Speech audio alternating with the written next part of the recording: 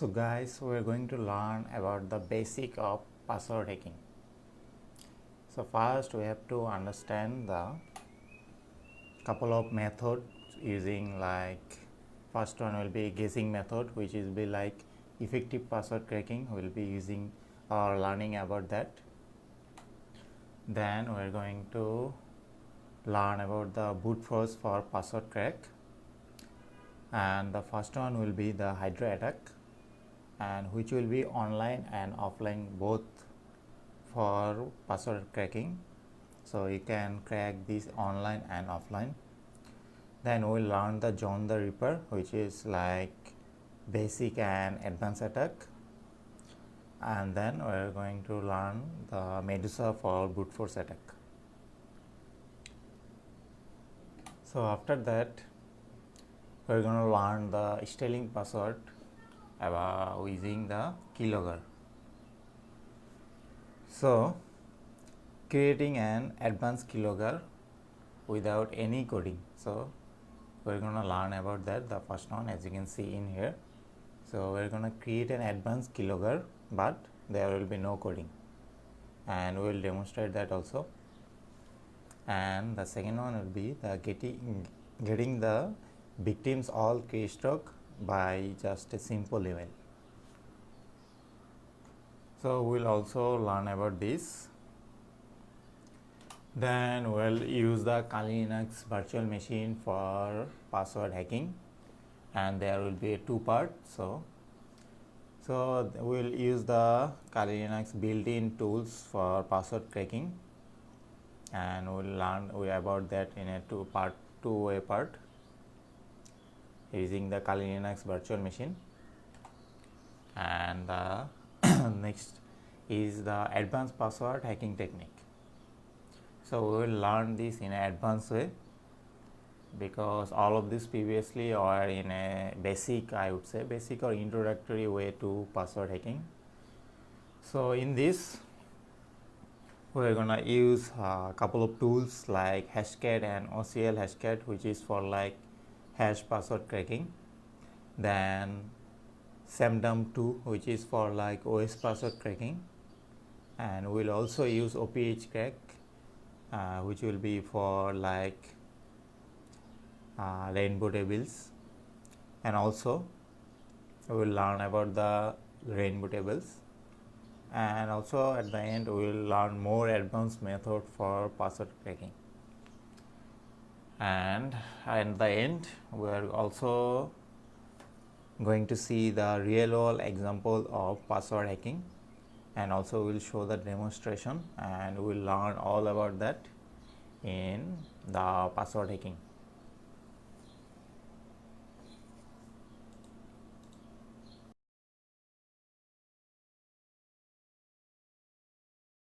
So now we'll talk about this Hydra tool, which is a very essential tool for our use case in this lecture. So we are going to use this tool called Hydra that can be used to root fast and root any types of fast services. So I cannot really think any service that you cannot brute force using this Hydra, but it's really a handy tool to know how to use. So we are going to do one example on a web logging that you can use it to gain access to SSH or FTP routers using that, and that asks you using a username or password. So to use the tool, the first thing you are going to do is you are going to type in Hydra in Kali Linux or any Linux distributor. It will open up instantly. You don't need to do anything. But don't be confused, because at first it will seem like overwhelmed, but it is really simple to use.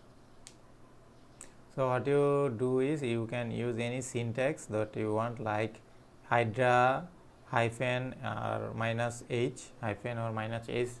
If you type this, it will give you all the instructions that you want to initialize in this Hydra, and they will give you all the services that you want to work. So that's the example of you attacking a FTP service that and you can use any types of service as you want.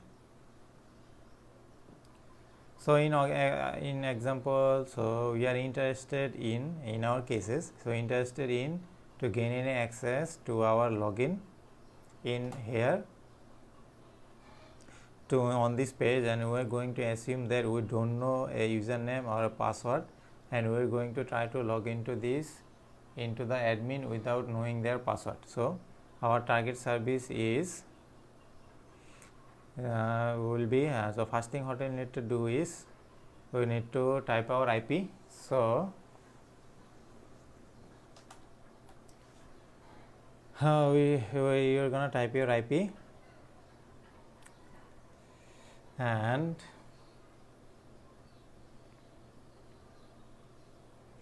what you need to do is we need to specify the password or the password list. So what you have to do is you have to make a list, and you can do any list and anything you want.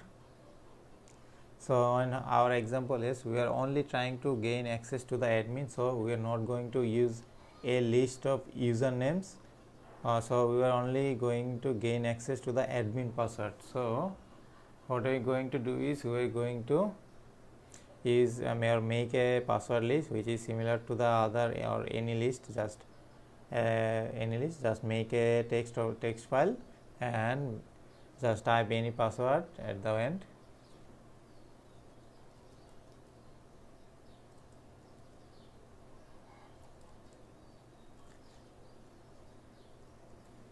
So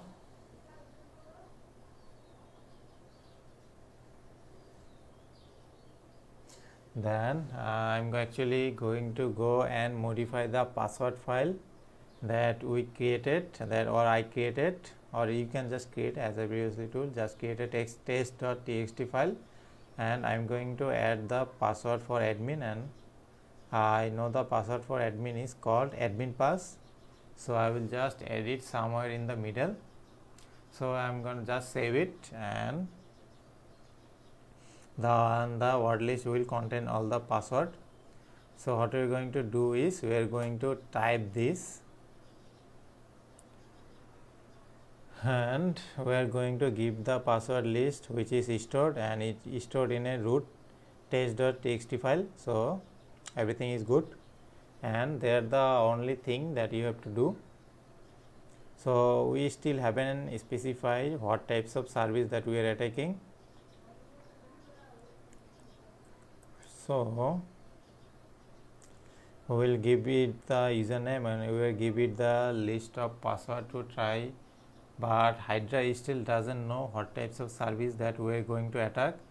So this is the most important option, and the option that you need to pay the most attention is to, because this is where it gets tricky, because this is where things can go wrong.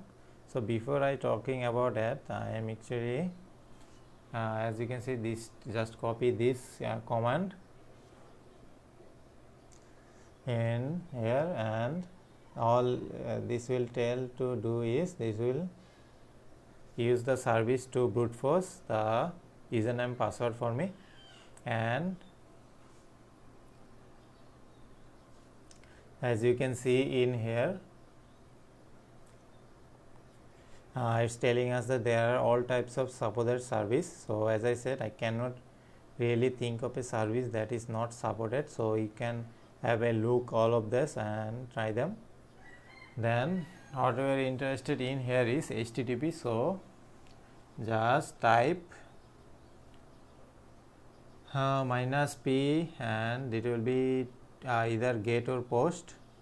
So after that we are gonna be a form, because it will send through a HTML, and it will be like this, and what I'm going to do is just run this code and using form.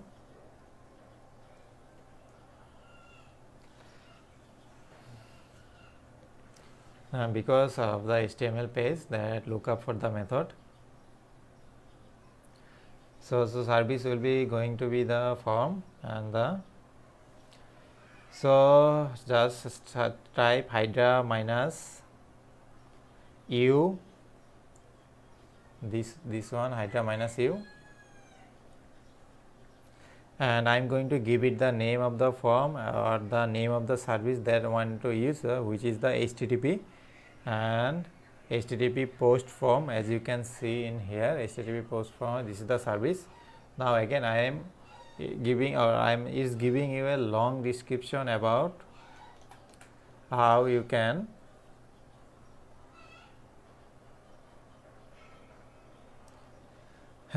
use the service, and the bottom it gives you an example. Or in here the examples are really good because you can just copy and paste them and adapt them into your target. So the format of this service is to give you the location where the boot force gonna be boot. So the forms that you are going to give it a user parameter. Now what we are going to do is we are going to give the password a parameter, and then we are going to give it the even that. Now what you have to do is you are going to need to turn my intercept is on. So what I am going to do is I am just going to log into our username and password. So I am just want to see what gets sent to the target on web application. So what I am going to do is I am going to log in with the username admin, and I am going to go with password each word sent. So what you can see that the user parameter is just called username. So I am going to just type this and password parameter. So what you are going to do now is you are going to go to this header function. As you can see, header. So previously we did random character on our password field, and now I am going to go to the headers, and this is what sent, as you can see in the down below. And you can see that the user parameter is just called username. So just copy, and also you can also see the password parameter again is password instead of pass. And you can see we also give an extra parameter in here, which is like login submit button. As you can see in here, login submit button. So you need to add that as well, and in your case if you had other things that being sent, so you need to add them as well to your request. So we are going to add that into in here.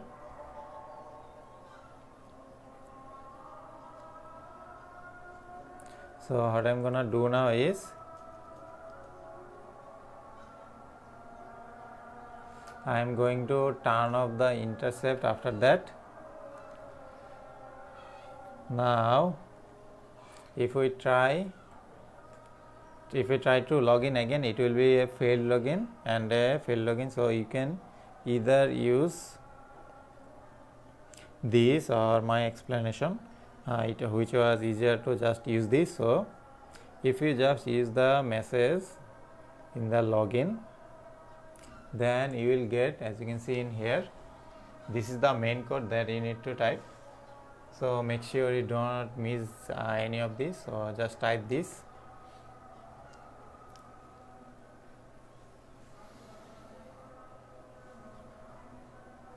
So this is the most important part, I would say. So we can say the whole request is separated in a 3 column. The start is the location where we want or where the page we are going to brute force is, and when we look that here, the second part is parameter that we are going to be dealing with and we are going to be sending to the server. And we took off with a, as you can see, this is a quite big line. So just copy this and just press enter and it will execute. Also make sure to remember that there is a service that you need to execute, and which is the HTTP. This one is HTTP post. Make sure you type this word, otherwise it won't work. So make sure you type HTTP post form. So the same service that we were inquiring about when you use the new option. So again just type this and it would display every request it sent to the server. So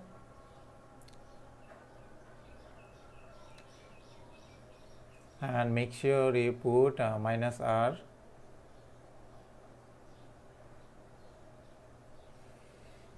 in here. Okay, -p,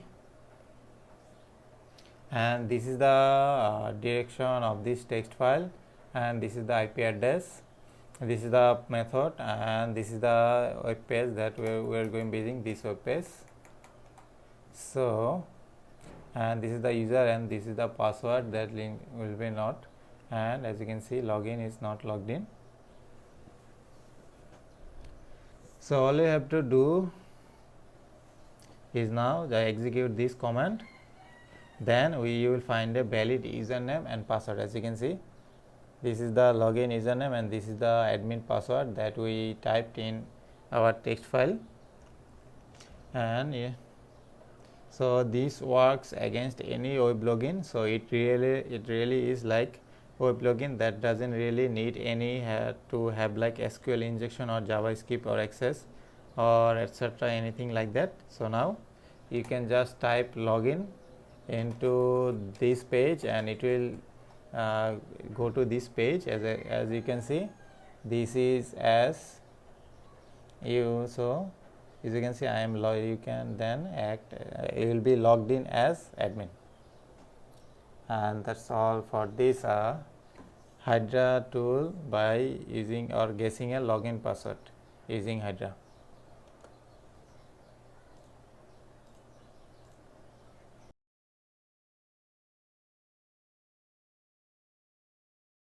Password attack. So during this lecture we will be talking about password attack, and password attack is usually the first type we are trying, and if you follow a specific methodology and then this could be very effective. So we are going to see a proper way of doing a password attack.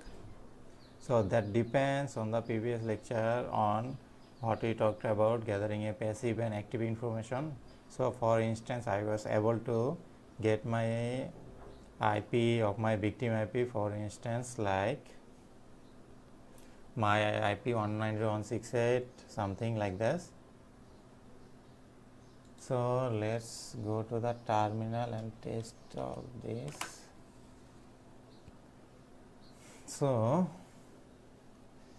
first thing what I have to do now, I need to know the service that is running on this computer. So what you have to do now, you have to type nmap. You just type all of those IP that are connected on my network, and you will see it will show a couple of services that are open, because I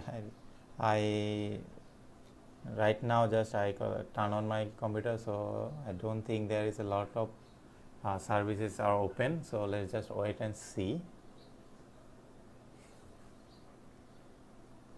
So what will that do is, so okay, so what I did is I previously already talked about the nmap and what are getting as an output from. So if I add a capital S also, then I will be getting these from the operating system. So they will show a different kind of services in here. So and see a couple of ports that are open, like SSH port, which is a like remote connection host that allow user to connect. So connect all the remote. As you can see, it already showed. As you can see, port 80 is open from HTTP and 1900 is open for UPnP. As you can see, only couple of those ports are open. As you can see, open telnet, and 22 port is open on SSH.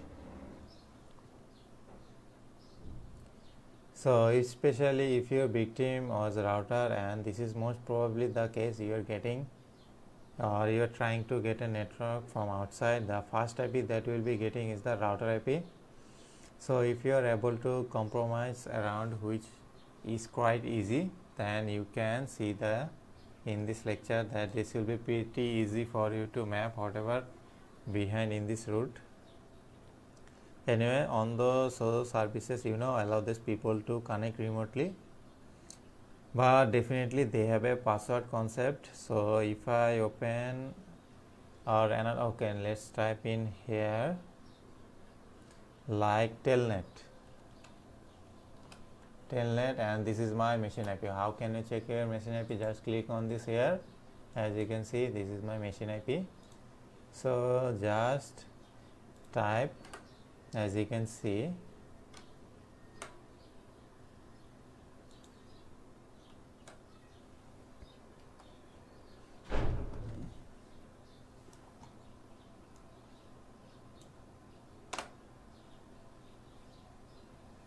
okay, I mistyped something. Okay, let me just console this and type this again.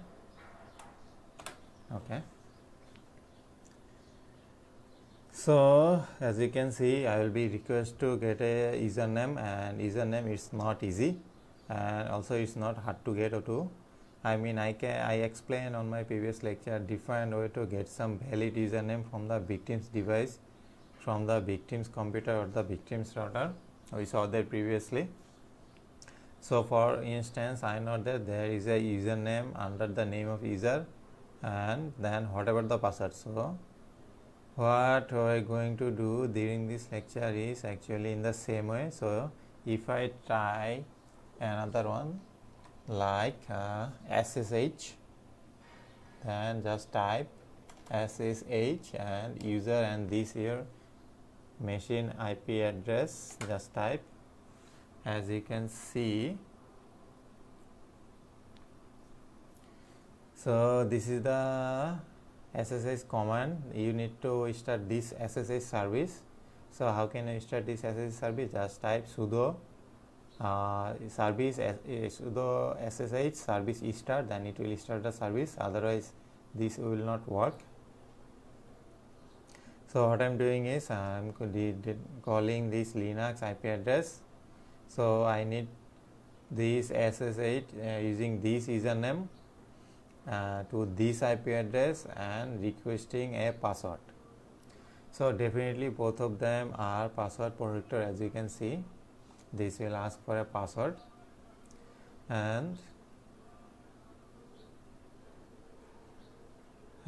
now here is the case. Before starting using some tools, which you can try to use them and see how effective they are in. So next to the crack or password, which are keep trying the password, they will we have to use some different technique as well. So getting this username and password, for instance, I can use any tools, anything to use, or some kind of password, like for instance password from 1 to 7 or 1 to 9, and these are the things some people use most probably in their Wi-Fi router. And having a successful password using this way is not a very big deal, but something is common. But let's say 5% it may work, but you should first try. And if you get some information about your victim, like some sort of their family member or date of birth, so you can try those, but you should not spend so much time without doing this. The first technique you have to try is your default bar. So password, and so second way using before you start using this is to check the default password. So if this was your router for instance, from my machine, I know the types of my router it is, which is Cisco. So I can go to this website and search for Cisco. As you can see, it is already in here. So this is a very cool website. So you can click and find the full password according to the model and according to the service. So this is more than, for instance, like username, password, and etc, etc, as you can see. Also you can get this from a so called popular TP link.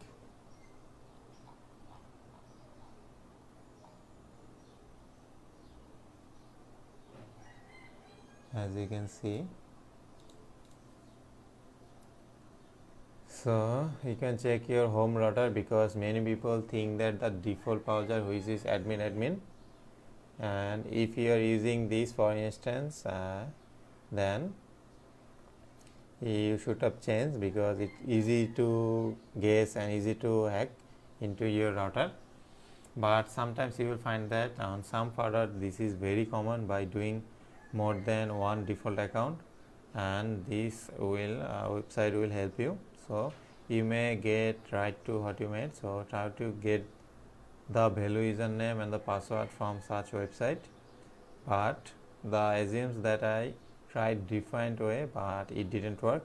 So can I try to crack this password? And this we are going to be talk about in the next lecture, where we are going to try to crack the easy on fast, which is telnet, and then we are going to try to crack the encrypted one, which is SSH. So let's see how to do that. So I tried the like common password, and I tried like full password, and it didn't work, and most probably it may not work. So if this was like a technical company, they have a like technical team, then they change the full of this, then you still cannot try, because sometimes it will save you a lot of effort. So what we are going to do now is we are going to try to use a specific tool which is like Hydra, which is a very effective tool. The reason to call the Hydra, that is that most of the security Linux distribution or distributor has this pre-installed. So but there is a problem in Hydra. It's a command line, but I mean you have to memorize a long command line. But there is also a graphical interface of Hydra, and it's a very effective tool, and that is quite easy to use. But the first thing I need to do is I need to create a word list. Now the word list is very tricky. The part is the password. Now if you have the right word, which is worthless, or you would be able to crack out the password if you have like idea of a which password it could be, and you can guess a lots of password and you put it in a single text file, then it could be crackable. So I'm going to show you how to use this, but so I'm going to show you how to get a proper word list or password list, or even how to create your own customized word list, and it will be very effective. Like what you have to do is you have to just create a text file and give all of those, as you can see this is the random password that I give to test it out, so whether it's working or not. So what you have to do is you have to create this text file, and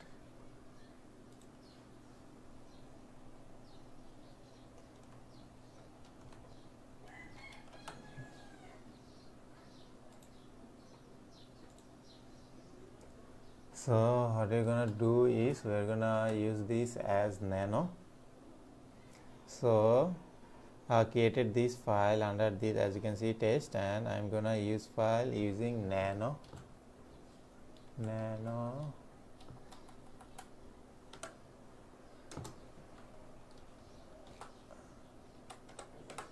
As you can see, I put some of the most sample word list, and it's not that big, but it is just showing user that they have some small password. So the password is the important part in this password attack.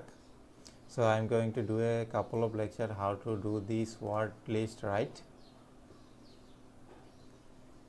So bear with me. So what I have to now is this list, and what I have to know, what I have to do now is you have to go to your command and use this tool that I previously mentioned,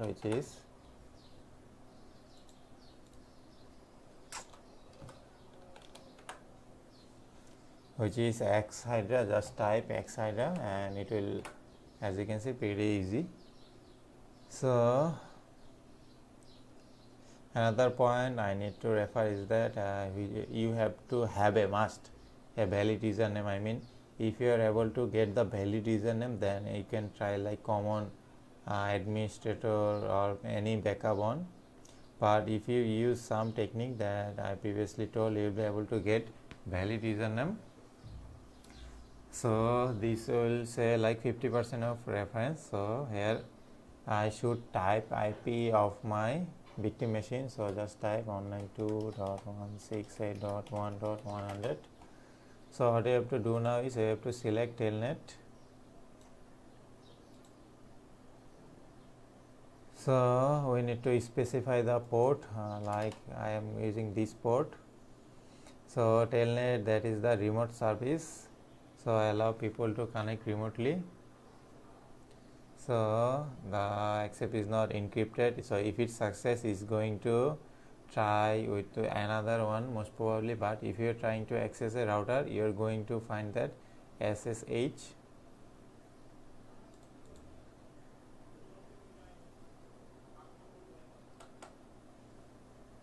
So we're going to use this B barbosal and show attempt. So using you're gonna find this one, because most probably if you're trying to access a router, you're going to find that SSH is not internet. So because this should be open, because many administrators are using SSH to connect promoted to the router or services and configure. And the thing is, this is the secure way for the connection, and we can see how to break this. So I'm going to try with the easy one. So as you can see, username will be admin and password will be the password that we created, like this one, text.test. So now you have to have a valid username, and otherwise this won't work. So if you are using a random user or common like administrator, it will take time and not necessarily it will not be a success. So getting the username is very important, and I believe we know how to do that. In previous lecture I already described how to get a valid username. So anyway, we're going to try to user and this password. So you don't have a user, then you can create a user list like this. But the point is of the other list, that since I have a valid one, I'm going to put it in here. Then the password, I'm going to choose the, as you can see, choose the password list. So we can choose a couple of options towards them as well, like we're going to see, you have to select those two, and then what you have to do is you have to click start. As you can see, this will show some error, and because I didn't type my original password, that's why. So when your password will be in this list, like let me try a single one.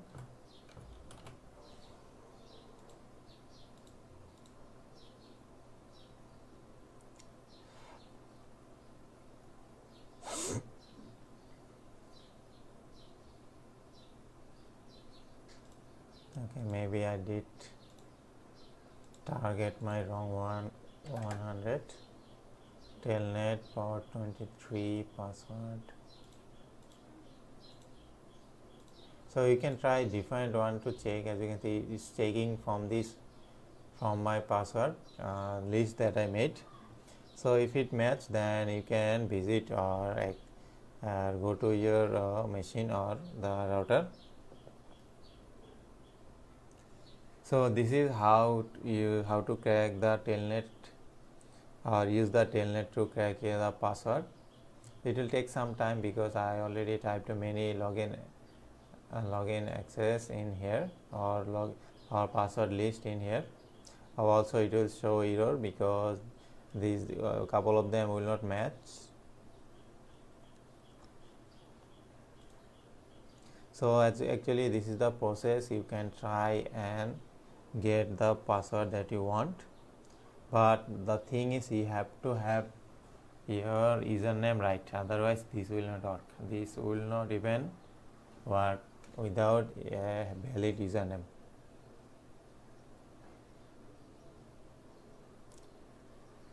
So it's not that hard to use this configuration to use that, but as you can see,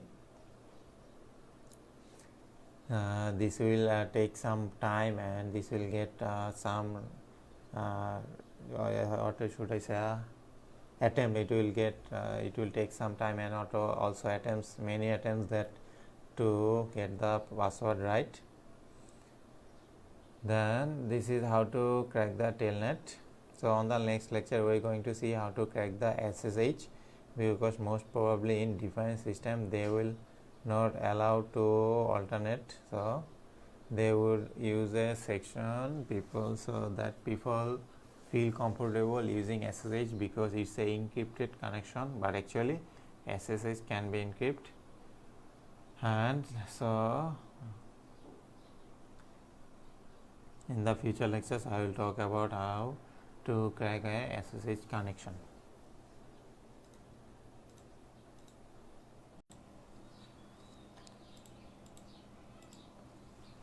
John the Ripper is an open source password cracker.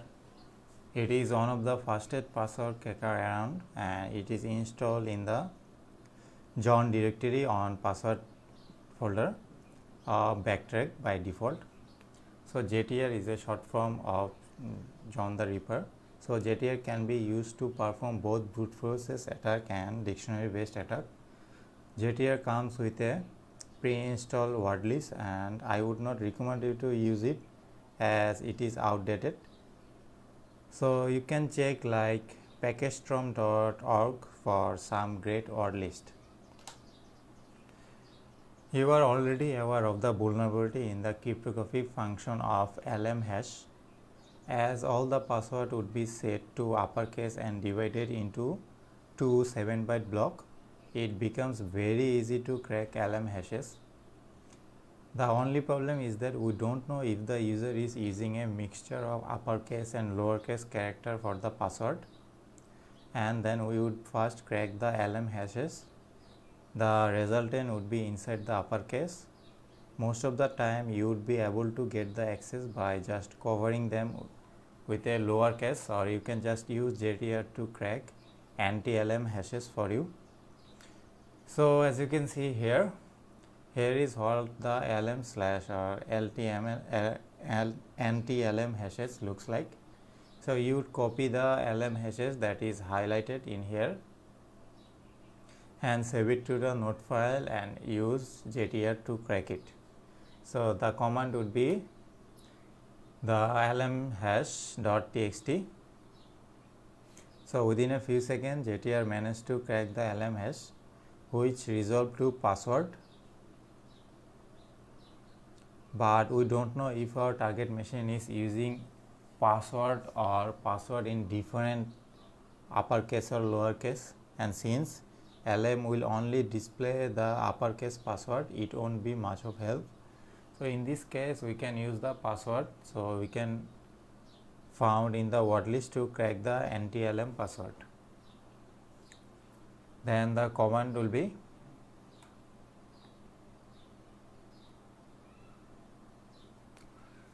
just anti-lm.txt, and this will be the command, the underscore format. So the anti-lm password is, as you can see, password in W and R is uppercase, so we can use it to log into the machine. The password of users are stored in the etc_shadow file inside of a Linux. So it is only accessible when you have a root privilege on the machine. Otherwise, you cannot access to there because you need to have a root permission. The Linux password hashes use a strong cryptographic function. Each password is salted with a unique salt, making it much more difficult for us to crack them. So we can use the shadow command like this command to display the content of the shadow file, which looks like this. Then we can use this command from JTR to attempt the crack file inside the shadow file. So as you can see, JTR has successfully managed to crack the hashes to the hashes of the shadow file. Now that we have learned about the brute force attack from JTR, so that's how we use John the Ripper or JTR to brute force.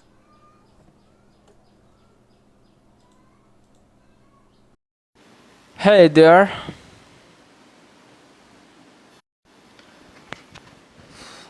let's talk about Medusa password cracking. So, what is Medusa?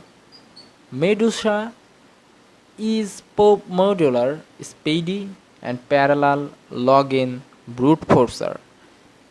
It is a very powerful and lightweight tool.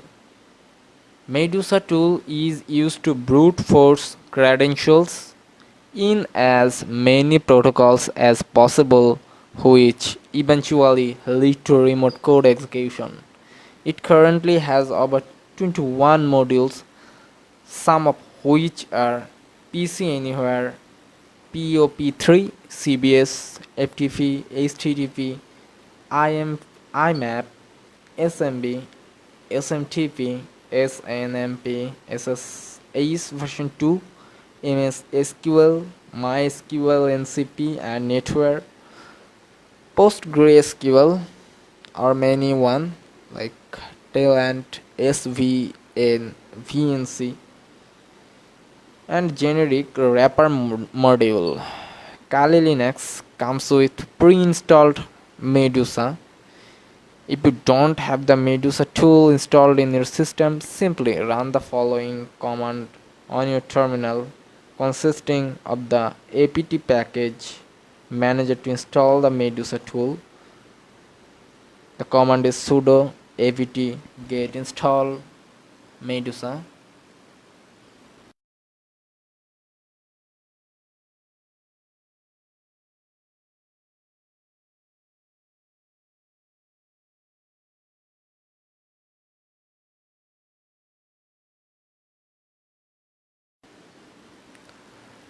Brute force attack using Medusa. We are going to crack the password of SSH service in this brute force attack using Medusa. To run Medusa in your system, simply type Medusa in command line terminal. If you need help regarding Medusa tool, simply type Medusa -h command. To avoid SSH connection, you will first start the SSH services within the below command sudo service ssh start sudo service ssh.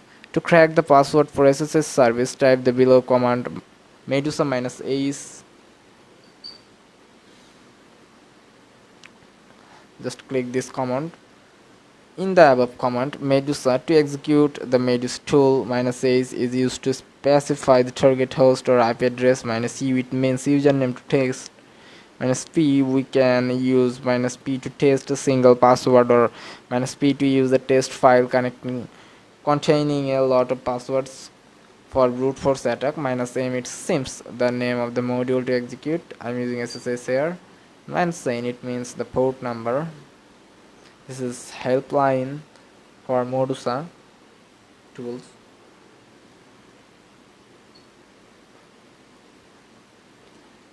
After the complete execution of the above command, you can see the success keyword with the right password.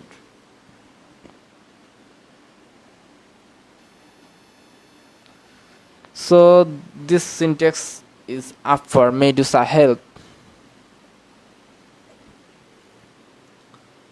As minus a is capital or smaller.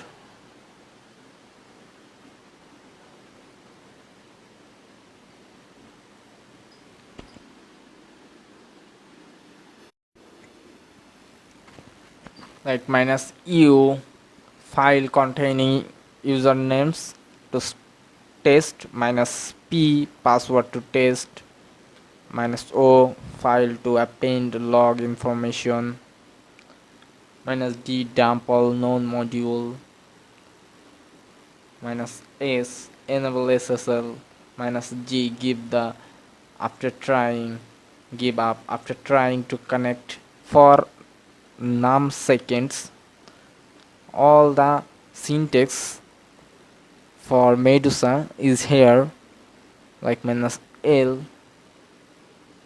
parallel parallelized logins, minus f stop scanning, minus c time to wait in usec to verify socket is available.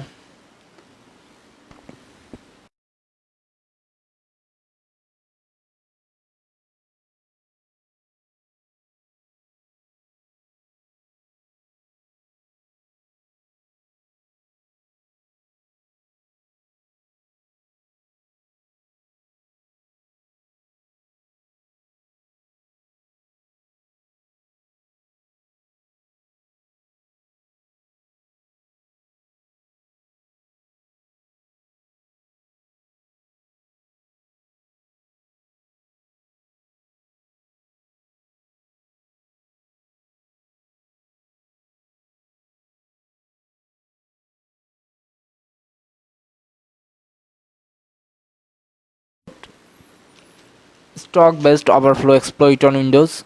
Though there is a lot to exploit development, this should be a great place to get started. The key behind the exploit development process is to replace the program's instructions with our new instructions. This could be accomplished by making the program crash or making it behave in an unexpected manner and therefore overwriting the memory segments which our own price of code, which otherwise is known as shellcode. There are many types classes of memory corruptions such as buffer overflows and use after free. We'll focus on stack based overflows which are part of buffer overflows, and prerequisites for this: Windows XP Machine Service Pack 2, Immunity Debugger, Active Perl for running Perl scripts, Mona.py, further create one or use the ones built into Backtrack, a vulnerable application. So, what is buffer flow? The idea behind a buffer flow is very simple. You provide an amount of input data, network packet, to the program that is larger than its memory can handle, which causes the program to crash and adjust adjacent memory locations get corrupted. How the application works can be controlled in this manner, but that's just the formal definition of buffer overflow. To truly understand buffer overflow, you need to know how the memory is laid or inside of the computer. I would recommend you take some time for this buffer overflow in depth.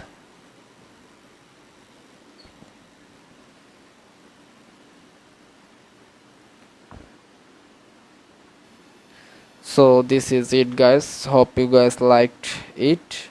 Thanks for watching.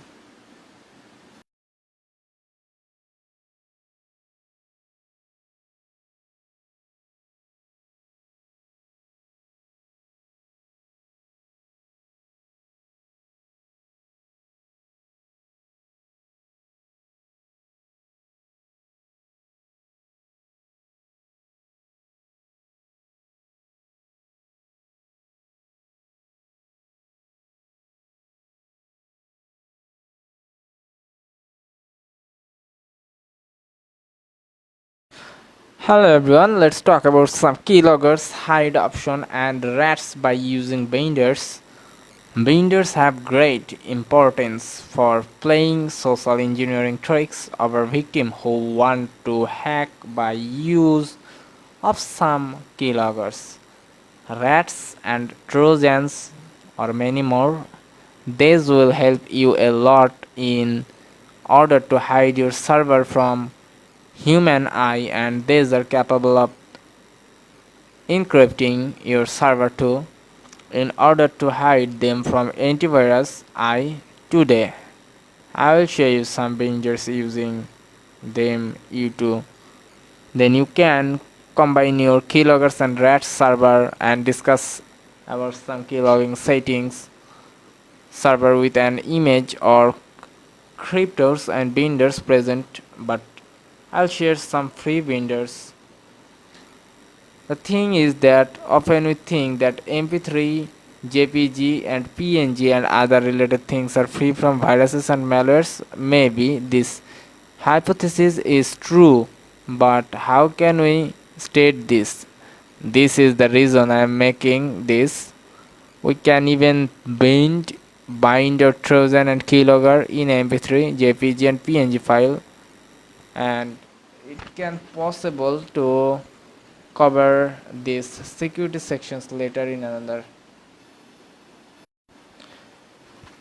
Interacting with keylogger. Interacting with the keystroke logger is simple. It can be done from any PS2 compatible keyboard computer. You can take it off the computer it is on to examine the data or another computer, or perform the audit from that computer. Enter into a text program, type the passphrase which was set. The menu will be displayed. You can navigate through the menus by typing in the number corresponding with the command. So related keylogger, let's talk about harvesting stored credentials. Browser history can contain interesting data such as the websites visited and stored passwords.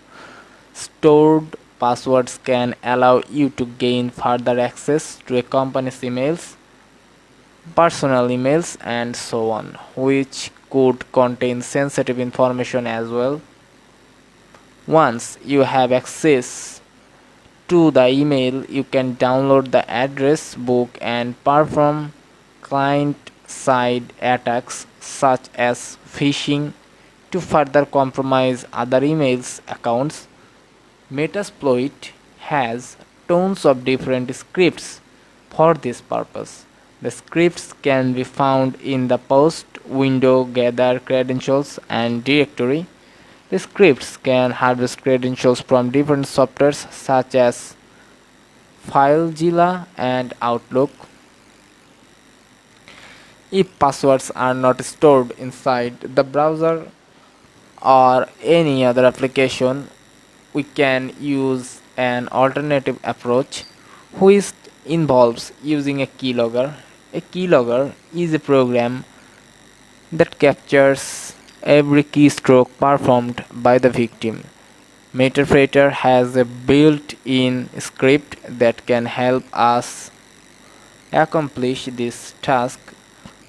We have to start the keylogger on the victim's machines and wait until the victims log in to a website or any other application to start the keylogger. Just run the following command: metaperator keyscan underscore start.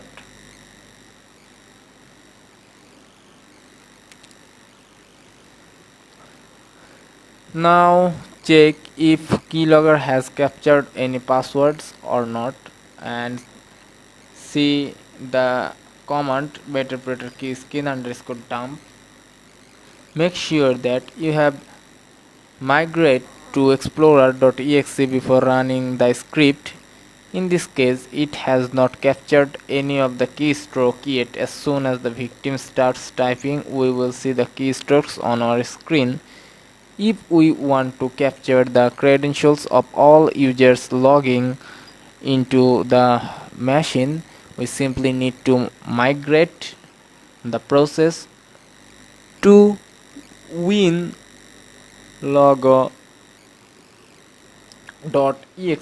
and start the keylogger again. Alternatively, we have a better metadata script called keylog recorder, and this script will automatically save the recorded keystrokes inside the database. The script can be executed by the following command like metadata run keylogger coder keylogger logrecorder coder. By default, it would automatically migrate to the explorer.exe process and try to capture keystrokes. If you would like to record the Windows logon credentials, you would need to specify an additional parameter by C and I metadata run key recorder -C 1 identifying and exploiting further targets. By this, by now we have enough information about our exploited machine,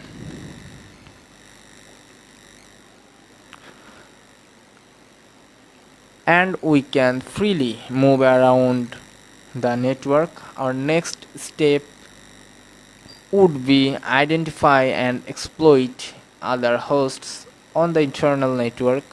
It is very common for targets not exposed to the internet to contain highly sensitive and confidential data. Since the targets are not accessible from outside, we can use our compromised machine as a medium to exploit them, and this process is commonly known as pivoting. For the sake of clarity, let's imagine that three attacker having a public IP has managed to compromise one target, having an other potential targets on the internal network. The attacker used an ARP scan to figure out new targets, target 2 and target 3, which are not exposed to internet and are not publicly reachable from the attacker's machine. Therefore, the attacker would get target 1 as a bridge to communicate and exploit target 2 and target 3. So mapping the internal network,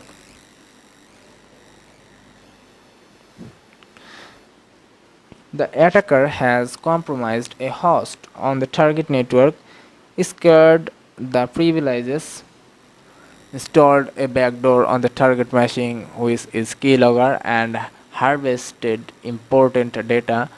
What's left is to discover other hosts on the internal network so that he can exploit them and penetrate the network further. We would use Armitage for this exercise as it makes post-exploitation process, especially pivoting, easier for us. We can do the same from Metasploit, but for the sake of simplicity and demonstration, it's better to use Armitage.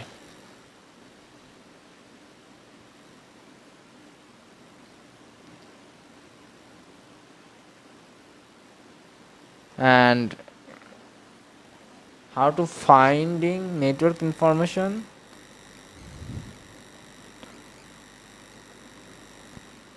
Windows machine on the network will use the ifconfig command to display the information about the network interface card. So now let's talk about keylogger detector. Scan exe 274 lines of code, takes in a folder name, uses function Scan file locates import table, searches for set Windows hook X function. Problems with installing a keylogger. An attacker that connects to the target to download the keystrokes risks being traced. A code that sends the information to an email address risks exposing the attacker. There are many type of keylogger like C++ program. To you guys can make a keylogger by use C++, Python. One more keylogger is keybase keylogger. So this is it, guys. Hope you guys liked it, and thanks for watching.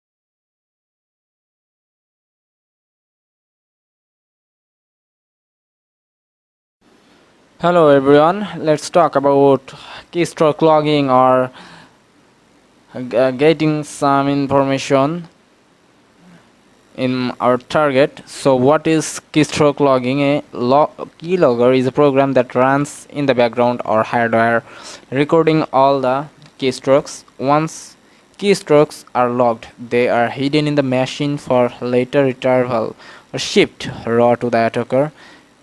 Attacker checks file carefully in the hopes of either finding passwords or possibly other useful information.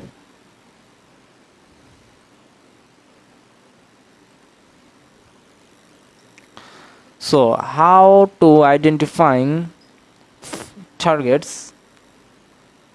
We need to identify further targets on the network. We can use the interpreter script called ARP scanner, which will perform the ARP scan to determine other hosts on that network. The scanner works by sending ARP requests on the network to see who sends an ARP replay. To launch it, select the ARP scan from the interpreter menu. And the ARP scanner has automatically suggested that scan whole ranges IP address. So let's talk about now pivoting. We have found multiple targets on the same network sometime, but the problem is that we cannot reach others directly from our machine, but our exploited machine can reach them because it's on the same network as the other targets. Therefore, we would need to route the traffic from the compromised machine at 172.16.222.156 to reach the other targets. This means that we won't be directly sending any traffic to other hosts, which makes this technique stealthy. In Meterpreter, we have a script named autoroute that can be used to route all the target through the victim. To use autoroute, type autoroute in the search box located at the top left. So, scanning ports and services and detecting some OS. This is next step would be enumerate the targets that we have discovered on the internal networks. We look for open ports, their associated services, operating system, or many more things of the target host. Armitage makes the job easier for us. The scan option inside of Armitage would run all the port scanning modules against the target host. We don't need to worry about getting detected by running a high profile scan because we would be routing all the traffic through our compromised host. I don't recommend running all the modules since it will trigger IDS, IPS, and other network security devices due to heavy traffic having sent across it.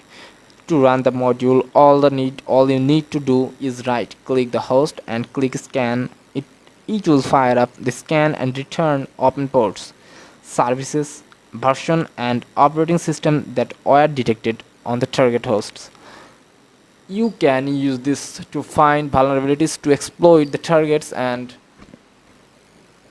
penetrate the network.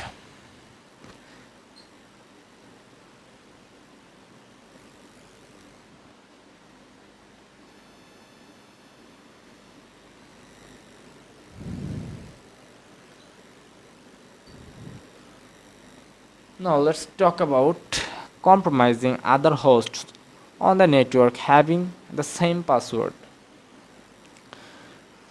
It is a very common practice for network administrators to use the same password across multiple hosts on the network. A vulnerability in the security architecture of Windows allows us to use the password hashes to log into other hosts on the same network having the same password. This is not possible in Linux is that it has a unique sort for each other's hash.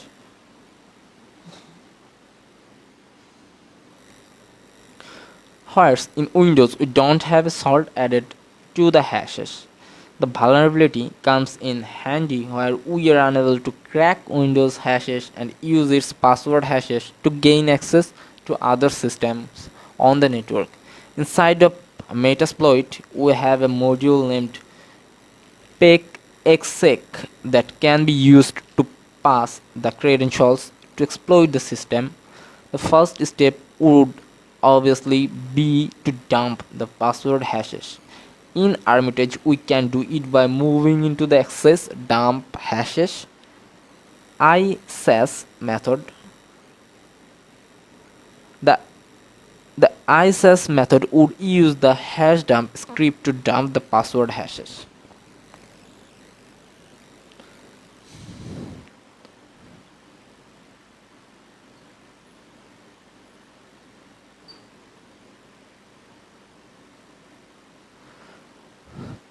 Now talk about psexsec.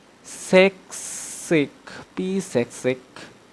Now that we have that the user Rafa is able to authenticate on the target machine. We will use the pexec module to exploit the target system and go to Microsoft Windows authentication user code execution. On the search bar pexec and double click to it, enter the confirmation menu. You would need to define the rhost, the smb username, and the ntlm password hash.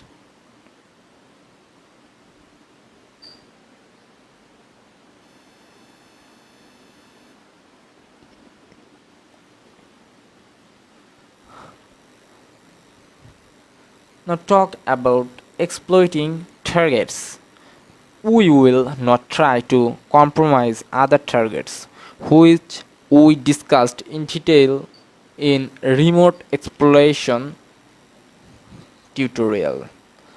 One great thing we can do that we can use the Hail Mary tool to launch auto PWN to compromise the other targets. However, it's not recommended in real world penetration tests for obvious reasons. Once you have compromised other hosts on the network, you would again employ employ the post-text process. You might have understood by now that post-exfoliation is a cyclic process. We will try to penetrate the network as much as we can look for sensitive data.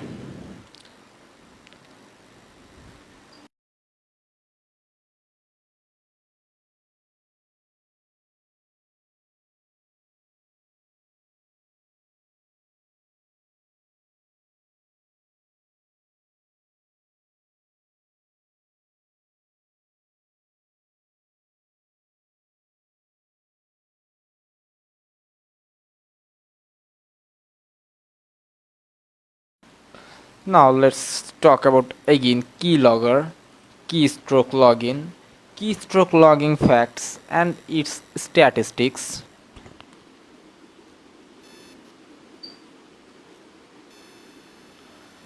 Over the past 10 years, IT security companies have recorded a steady increase in keylogger-based malware. 50% of all corporate machines that we tested have functioning keylogger.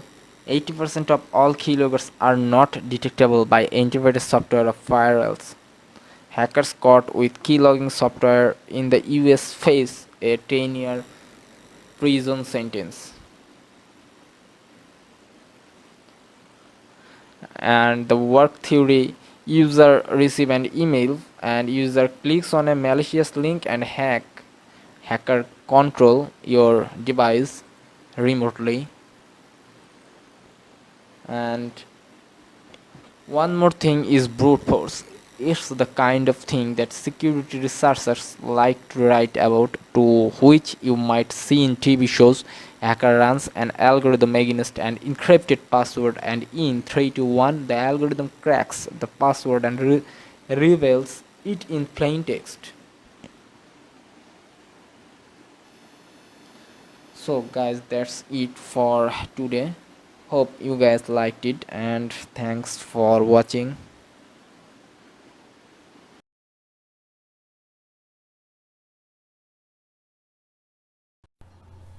Hello everyone, so in this lecture we're going to be talking about best Kali Linux tool for password cracking. So let's first talk about online password attacks.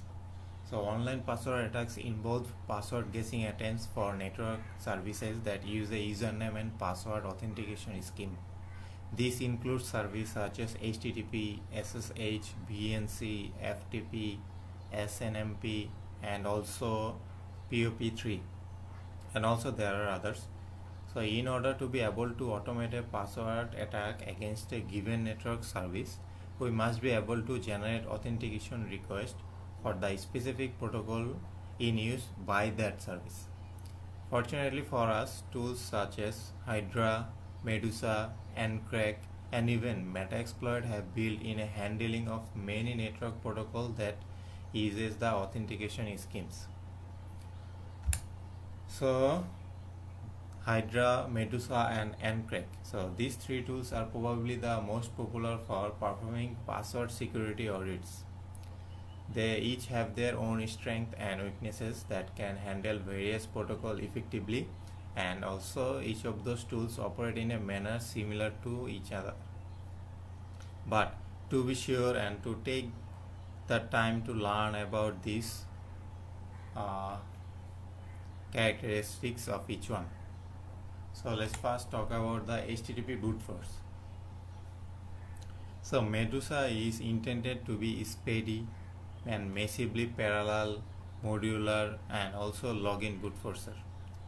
So this is an example of brute forcing attack using Medusa and initiated against a HTTP access protected by web dictionary. So it's how to use Medusa. It's pretty easy. Just just use the Medusa command on your Kali Linux. So all of those are built in. So Medusa tool is also built in, and just initiate the target machine. Then minus u means it will get you the username, and minus p means it will get you the password file, and this password file will be in a text file or in a text file and into this root directory, because there wasn't set any directory. So this password file will be saved in a default directory, which is root directory, and this will show as the HTTP. And as you can see, the account found as user is admin and password is backup to into this machine using Medusa. So now let's talk about RDP brute force. So built by the creator of Nmap. So Ncrack is a high-speed network authentication cracking, which is the cracking tool, and the Ncrack tool is one of the few tools that is able to brute force the Windows RDP protocol reliably and also quickly. So as you can see, pretty easy. Ncrack user as previously, OPSEC and password for password file into RDP means this is the machine that will be focused on using Ncrack. So this is the file, and as you can see, discover potential on this attack machine is offset, because we are only covering for the username.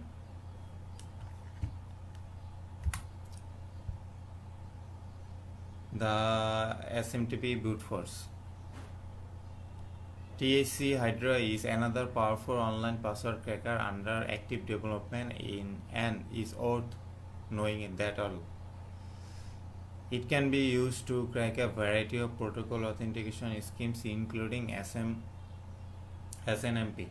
So just use Hydra minus p for password, and this will save the password in a password file text, and then this is the target machine IP, and this is the SNMP tool. So pretty easy. It will show you the login and password will be the manager. So that's, as you can see, pretty easy. So now let's talk about the SSH brute force. So Hydra can also used for brute forcing SSH. So as you can see, Hydra is using for password file same as the target machine and also the SSH.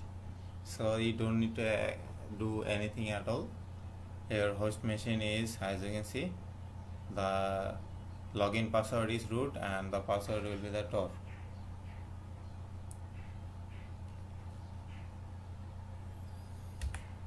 So now let's talk about the account lookouts and log alerts.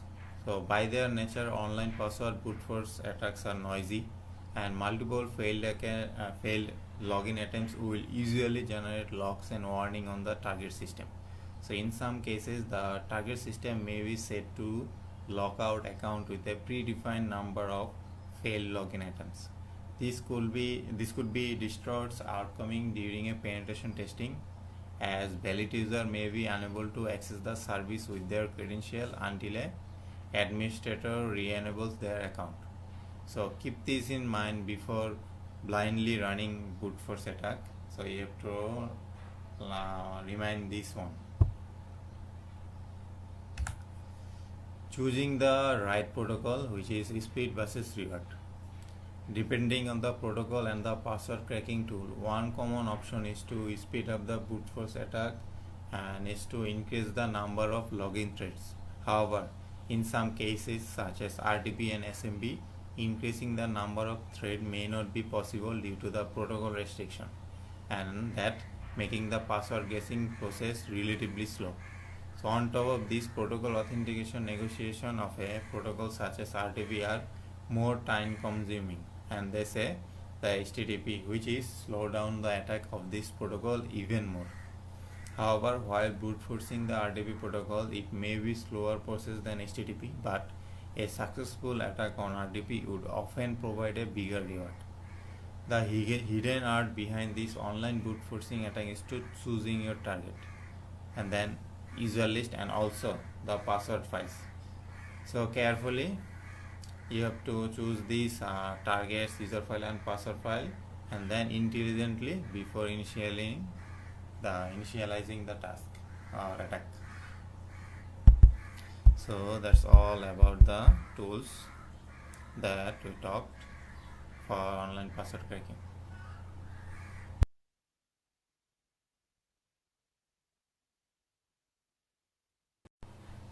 So let's now talk about password hash attacks.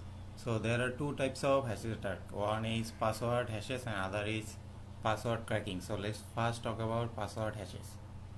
So a cryptographic hash function is a one-way function that implements a algorithm and also given a arbitrary block of data. Then returns a fixed size bit string called a hash value or message digest. One of the most important uses of cryptographic hash function is their application in password verification. Most systems that uses a password authentication mechanism need to store this password locally on the machine rather than storing password in a clear text. So modern authentication mechanism usually store them as hashes to improve the security. This is true for operating system and also for like network hardware and etc. This means that during the authentication process, the password presented by the user is hashed and compared with the previously stored message that digest. So password cracking. So in cryptanalysis, password cracking is the process of recovering the clear text passphrase, giving it to store the hash. One of the hash type is known, and a common approach to password cracking is to simulate the authenticated process by repeatedly trying and guessing the password and comparing the newly generated digest with a stolen or dumped hash. Identifying the exact type of hash without having further information about the program or mechanism that generated it can be very challenging and sometimes even near impossible. A list of common hashes that you can use for references when trying for identify a password hash can be found on the OpenWall website. There are three main hash properties that you should pay attention to. Like first one is the length of the hash, which is each hash function has a specific output length. Then second is the character set used in the hash, and the third is any special character that may be present in the hash. So several password cracking programs such as John the Ripper apply the pattern matching feature on a given hash to guess the algorithm that used. However, these techniques works on generic hashes only. So these tools that tries to accomplish the task is called hash identifier. So on your Kali Linux machine, just type hash identifier and it will to check the hashes. As you can see, you can check the possible hashes like MD4, MD5, and RIPE and all of those, and also a lot of other these. So you can check all of those hash identifier using Kali Linux machine and using the hash identifier command tool. Very simple. Then let's talk about John the Ripper. So once you retrieve password hashes from a target system, you will want to try cracking them, so you can make use of the clear text value for the further attack. One of the most popular tools and the important tools for cracking password is John the Ripper. So John supports the dozen of password format and is always under the constant development. So running John in brute force mode is as simple as passing the file name containing your password hashes on the command line. So first, just simple John. John means John the Ripper. So John the Ripper's command tool is just simple John, and then this is the address, and then this is the password dump. So as you can see in this, the John recognize the hash type correctly and set out to crack it. a brute force attack such as this. However, this will take a long time, and as an alternative we can pass the word list. So this is the word list parameter that John will use for saving the time, because this will take a lot of time. So if any password remain to be cracked, we can just try to apply the John's word mangling tool, which is the rule parameter. So this is the rule parameter. So in order to crack Linux hashes with John the Ripper, you need to first use the unhashes. So you need to use the unhashes. Now you need to use the unshadow. So unshadow is a utility that combines the password and shadow file from the compromised system. So as you can see, this will combine. So we can take the unshadow file to pass it to the John as we normally would, and this would so this is the so this will normally it will pass it to the John the Ripper, and normally it would crack the password hash. So now this will load up. So as you can see, John the Ripper detected the type, which is the SHA-512, and also detected the option that instead, and also this is the one password hash. So it detected all of those using a simple John the Ripper tool using Kali Linux. So let's now talk about rainbow tables. Because it tries all the possible plain text one by one, a traditional brute force cracker is usually too time consuming, and it is also very time consuming to break complex password. So the idea behind time memory trade-off is to perform all cracking computation in advance and store the result in a binary database or rainbow table. So rainbow table is a file basically. So it takes a lot of time to pre-compute these tables, but once pre-computation is finished, a time memory trade-off cracker can be 100 of times faster than a traditional brute force cracker. So to increase the difficulty in password cracking, passwords are often used with a random value that being sent before the hash being used. So the value is known as the salt, as we all know, and it's a value so which should be unique for each password and is stored together with the hash in the database or a file to be used for authentication process. The primary intent of solving is to increase the infeasibility of rainbow tables that attacks and that could otherwise to be used for greatly and improve the efficiency of cracking the hashed password addresses or databases. Passing the hash into the windows. So cracking password hashes can be very time consuming and it is often not feasible. A different approach of making use of the dump hashes without cracking them has been around since like 1997, I guess. The technique known as pass the hash allows the attacker to authenticate to a remote target by using a value combination of username and NTLM/LM hashes rather than using a clear text password. So this is possible because NTLM password hashes are not being salted and remain static between session and computer. So which combination of username and password is the same. So let's talk about a scenario. So an organization uses a disk imaging technology within its network or otherwise has a local administrative users using a multiple computer. So a vulnerability on one of those computers has provided us with the system privileges, through which we dump the local M or NTLM hashes. We copy the local administrator NTLM hash and use this to discover hash instead of password, which a past version of PDH WinXC to gain a shell on a defined machine, which is the same local administrator or password combination. So we begin by first environment called SMB hash and containing the password that we like to use for authentication. So we can use the PTH, then after that we can use the PTH WinExe tool to authenticate using the password hash and gain a remote command from to a target machine. So this is the remote command and this is the target machine and this is the command.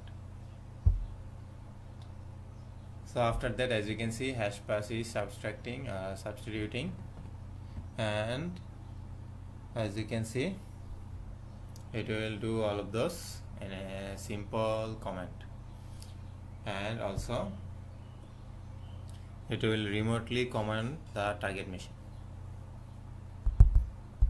So that's all for this.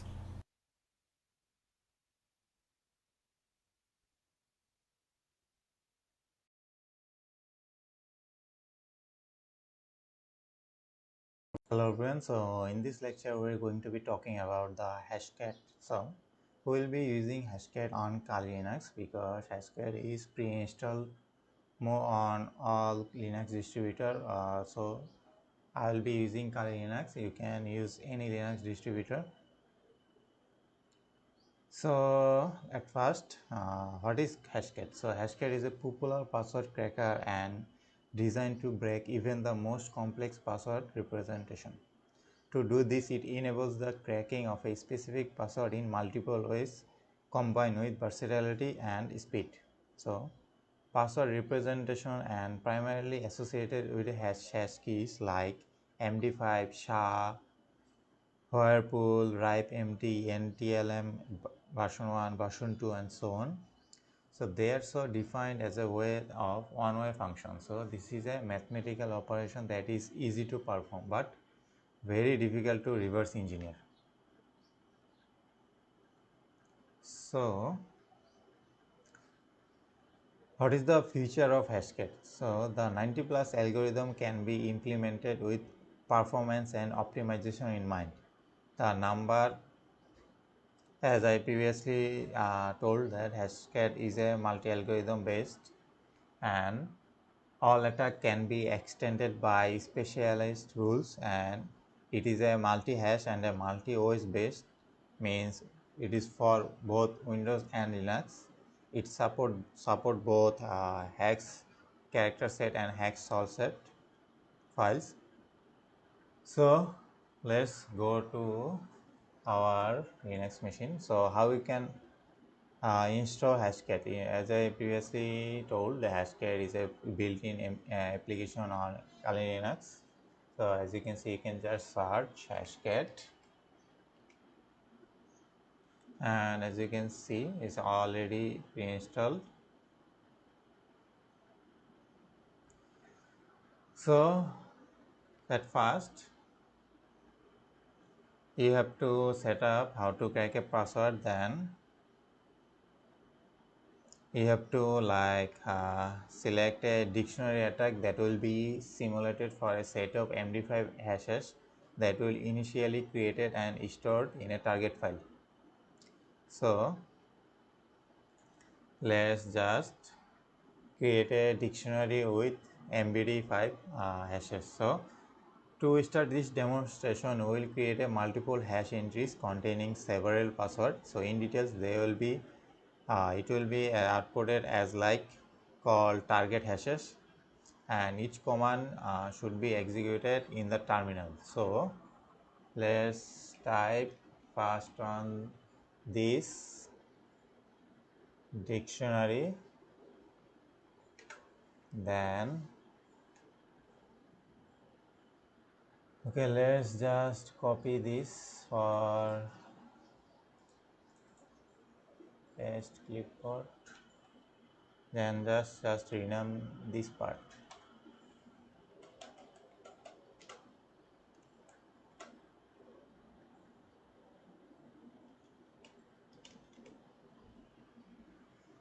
Then MD55 hash TRD target hashes. Okay, then again let's create another.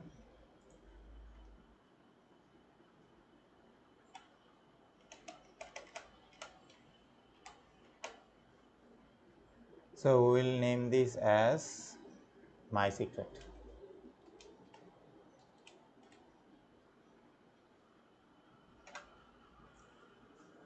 Then we'll create couple more.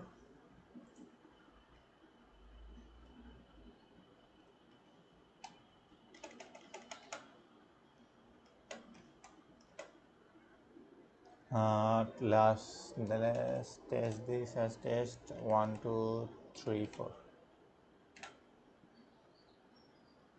Then a couple of them.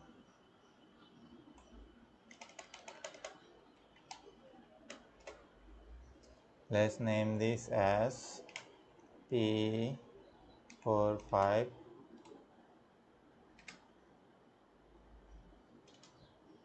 password.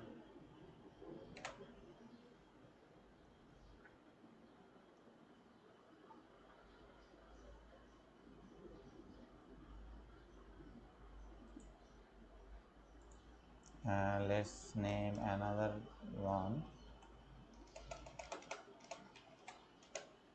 Let's name this as guess me.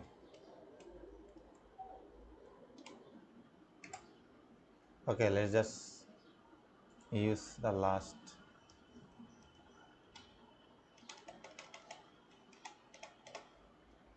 Let's name this as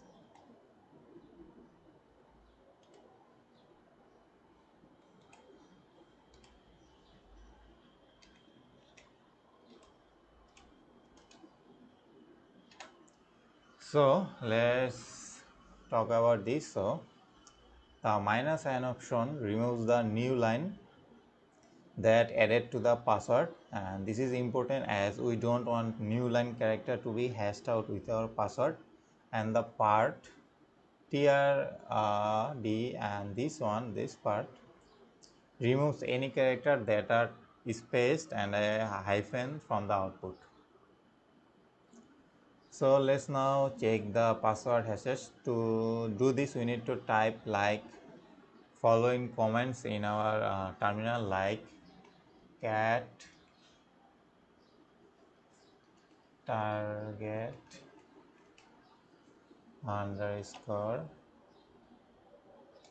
hashes dot txt. So this will illustrate a table. So let's go to check if we have created this target hash or not. So all of those dictionary will save in root directory. As you can see, I am on root, so it will save on root directory. So let's go. As you can see, target hashes, all of those are created.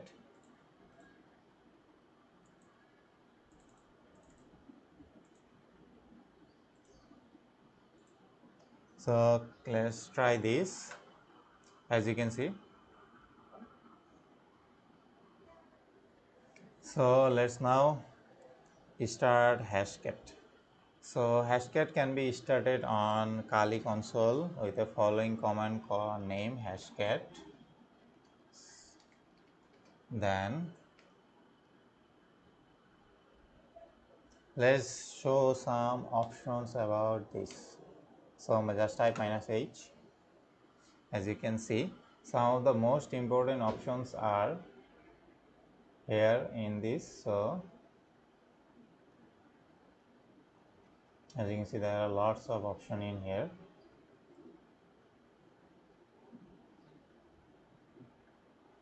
But some of the most important are, as you can see, -m, because this is the hash type and this is the, and -a, this is the attack mode. So in general, we need to use both option in most password cracking attempt when using hashcat. And hashcat also has a specifically designed rule to use on a word list file, the character list that can be customized to crack the password.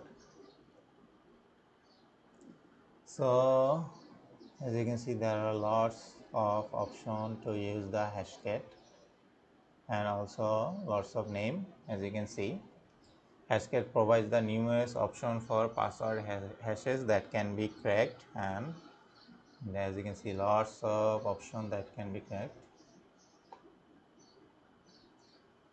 So let's now go and choose the word list. So Kali Linux has numerous word lists built right into them. To find them, we have to locate this word list. So how can we locate? So it's as simple as that. Just type locate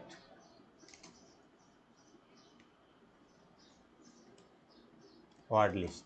Very simple. Just press enter. As you can see, there are all of the word list in here, and I think there is a lot of them.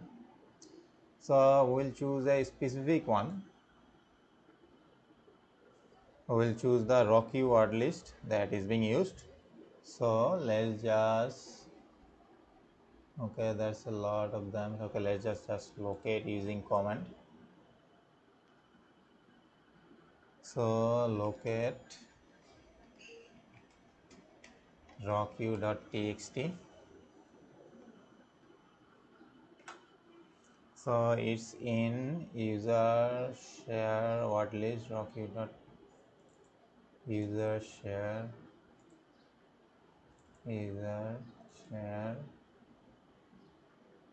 word list.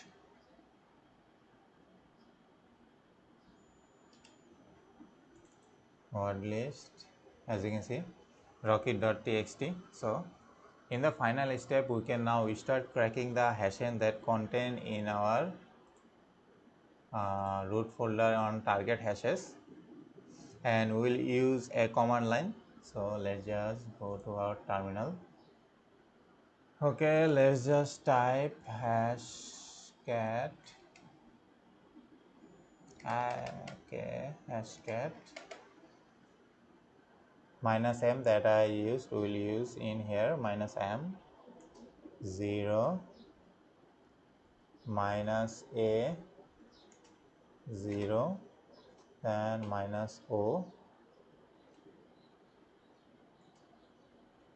crack c. Okay,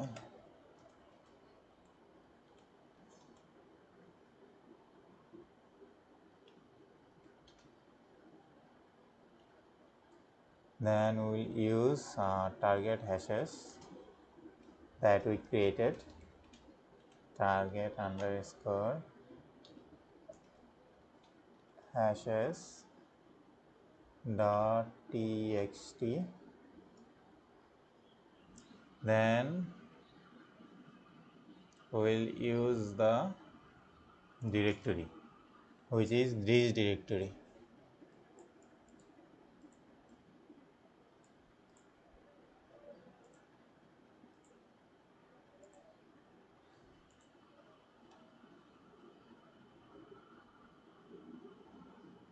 So let's talk about -m. So -mo the so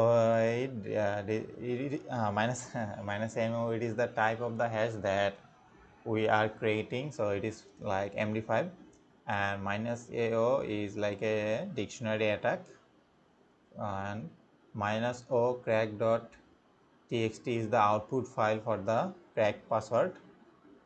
So this is the output file. Target hashes.txt is our input file for hashes, and this is the directory for the absolute path to the word list file for our dictionary attack.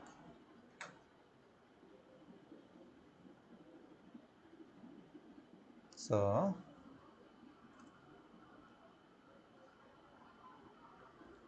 let's go to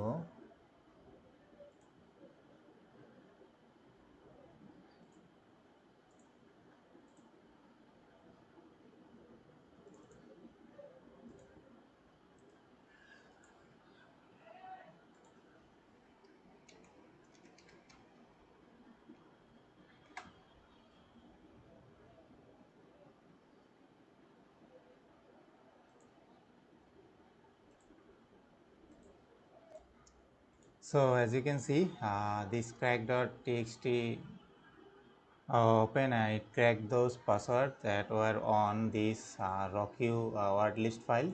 So if you open this, as you can see, these are the password that are weak, and it does not take much effort or time to crack them. And it is important to note that the simpler that the password is, the easier is to just detect, and that's how you use Hashcat.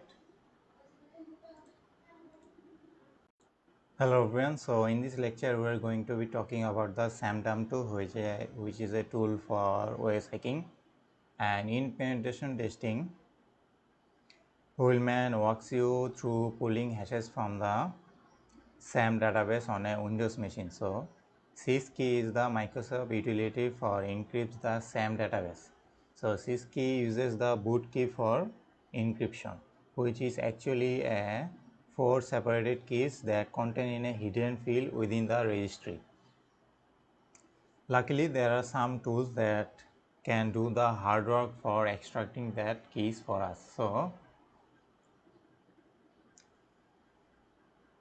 BK Hive is used to extract the key, and then SAMDAM2 is used to decrypt the SAM database and reveal the password hashes.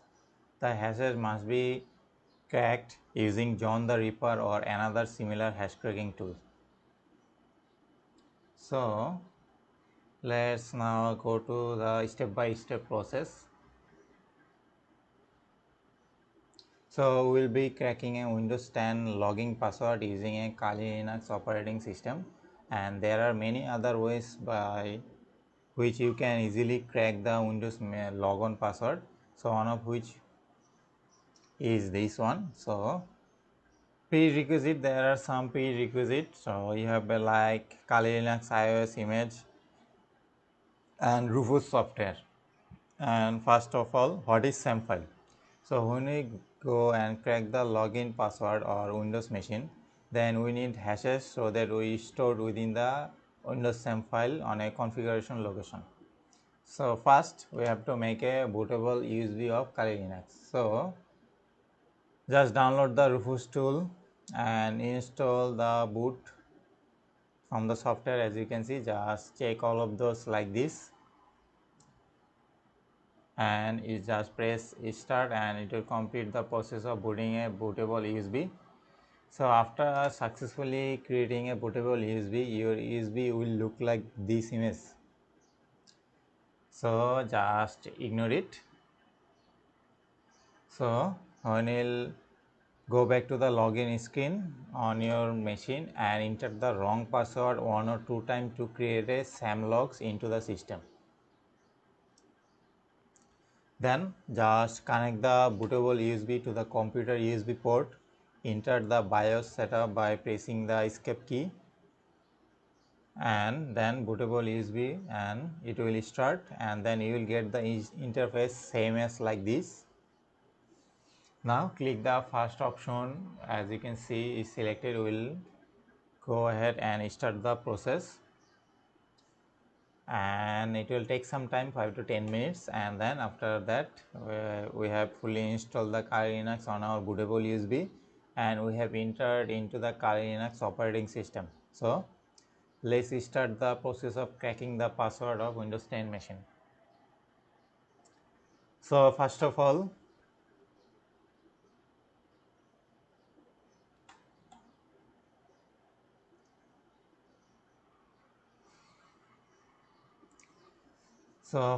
you have to do is you have to locate the file manager and open it. So after opening it, you have to go to the other location, then select the second directory where SAM is saved. The directory is probably, as you all know, which is C drive of the Windows machine where the Windows is installed. So after that, just right click on the blank space of the file manager and open a terminal like this. And here we just click and go to this directory using cd Windows cd system2 and cd config to locate one by one using the cd command, and then we have reached the place where the SAM file is kept.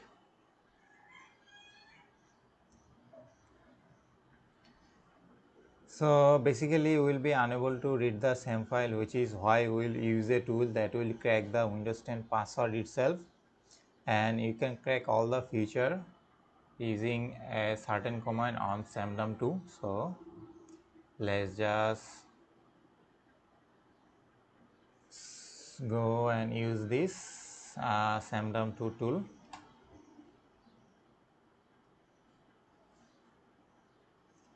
So samdum tool is a built-in and a small utility designed to dump hashes with the help of SAM files.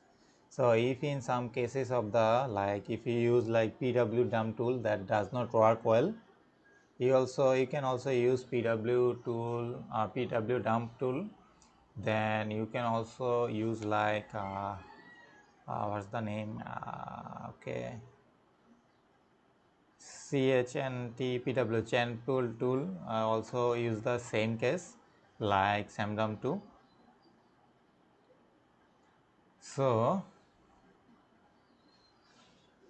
if others tools does not work well, then you can use this tool called samdum2 and just execute a simple command like this: samdum2 system space sam, and then it will just, as you can see, it will load all the administrator that is in here. And then after that we just go to the desktop hashes to get the password from the login, Windows login. It will save all of those in a hashes.txt file on, as you can see, it will be saved on desktop if you select the directory. And after that we think the John the Ripper tool would be best option for cracking the Windows 10 password, and we know how John the Ripper will use. It's very simple, just clicking the John the Ripper will get you all the option, and after that just use the password and just log in, and you will just instantly log into your Windows device without any given password. Hello everyone, so in this lecture we will be talking about offcrack and rainbow crack. So let's first talk about offcrack. So offcrack is a tool that is pre-installed on most of the Linux distributor and Kali Linux machine. As I am using Kali Linux, you can also use offcrack on your Windows machine. So it's just simple, just download offcrack, and it is just a portable version. You don't need to install it, will just open with a double click. But I'm using offcrack on my Kali Linux machine, so let's just talk about that. So offcrack is an extremely fast password cracker because it uses a special algorithm called rainbow table, and brute force cracking tools typically try thousands of configuration or combination of letters, number and special character that in each second, but cracking a password by attempting each conceivable combination can take hours or days. So rainbow tables pre-computes the hashes used by the password, so allowing for a speedy password lookup by comparing the hash that it has instead of comparing from the sketch. So just simple, just type on your search OPH crack. As you can see, this is the GUI interface and this is the command line interface. So I am using GUI interface, or which is graphical user interface, for convenient purpose. You can also use the command line interface if you want. So first of all, you can use single hashes. As you can see, you can also use single hashes, but we are not gonna try that because I don't have any single hashes. But this is the format. I could load them as a single hashes, but it would take them forever. So I'm gonna do a session file. So I'm gonna do a random file that I will use for testing purpose. So let's just go to user share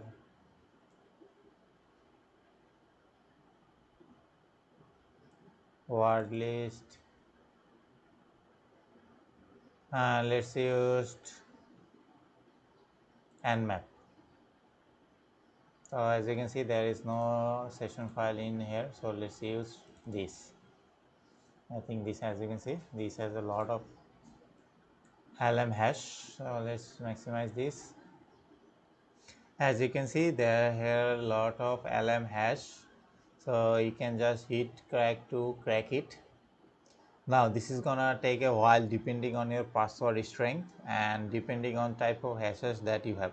So if you have like Windows or like 710, it's gonna take a bit longer. Even it take a bit longer if you use a older version of Windows, because I am using for Kali Linux as a testing purpose. So this won't work like that. That will work on Windows. And depending on how long it is and what kind of special characters that you have and how many tables you are running at a time, it can crack. Also it can extract and send the file which hold the element of the hashes from a system. So that's why they have like a live CD. You can just plug into any computer and extract the hashes when you are good to go. So you can try to crack. As you can see, this is brute forcing here. As you can see, there is not anything found in here. So let's try another one, session file. So let's try a simple hash.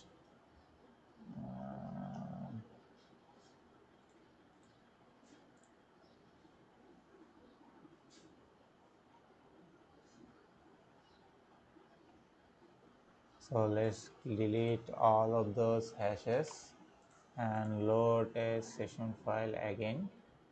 So let's try this one. Okay, there's some problem, I guess.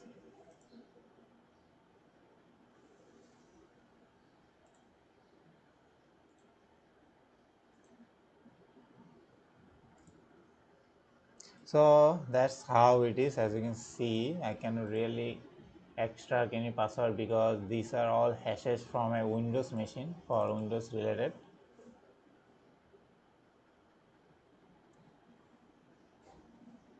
So let's try the old one.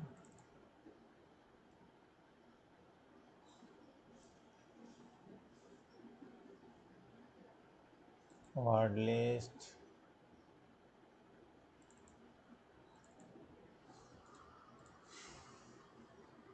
Again, it won't work.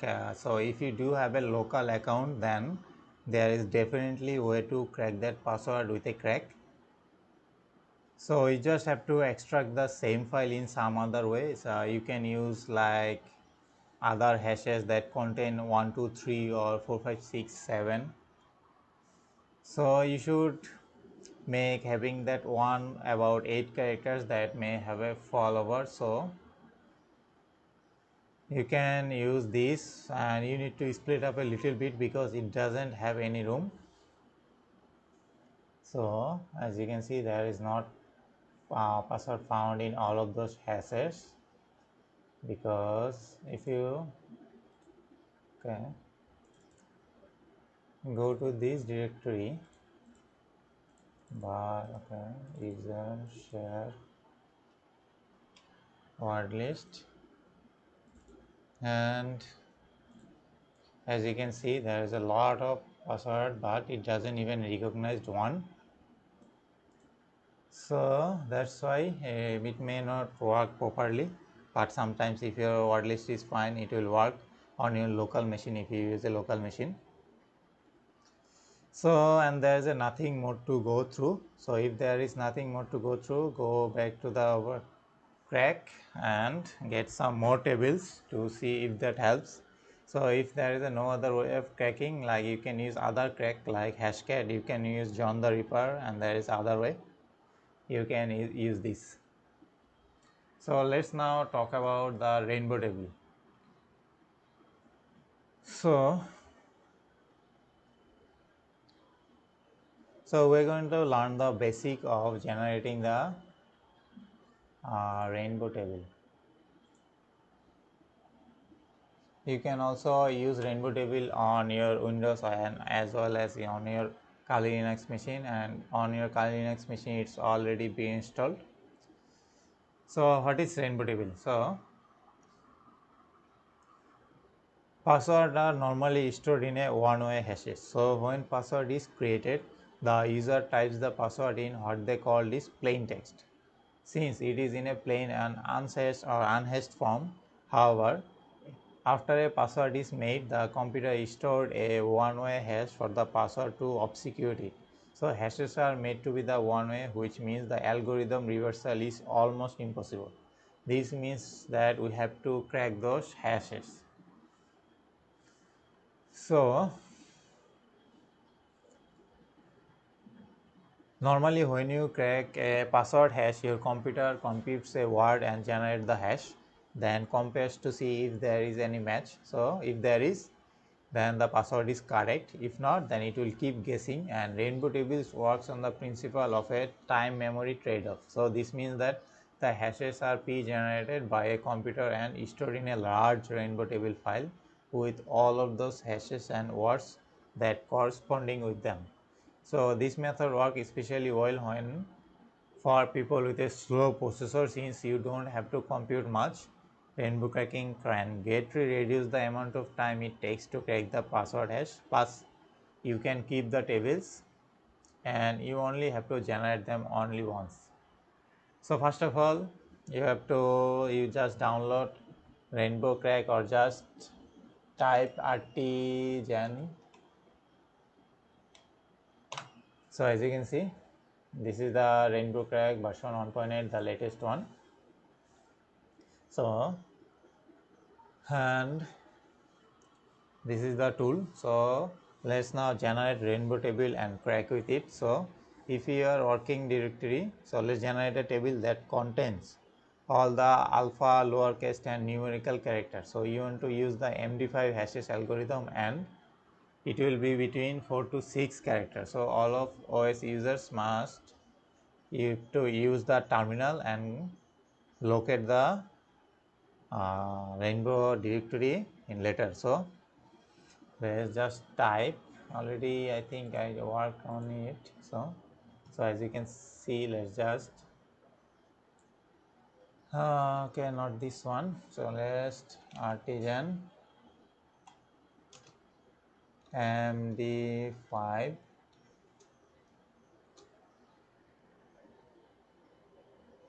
Let's create a lower alphabetic. So lower alpha numeric. So lower alpha numeric 1 7 0 3 8 0 33 55 44 32. Oh, so as you can see, here in the working directory of your rainbow crack, it will issue this and it will start the table that will generate. As you can see, it will begin all of those table, it will and also generate, and it will sort the table so the processor can access them quicker. These table files will be in the current directory of your rainbow crack. So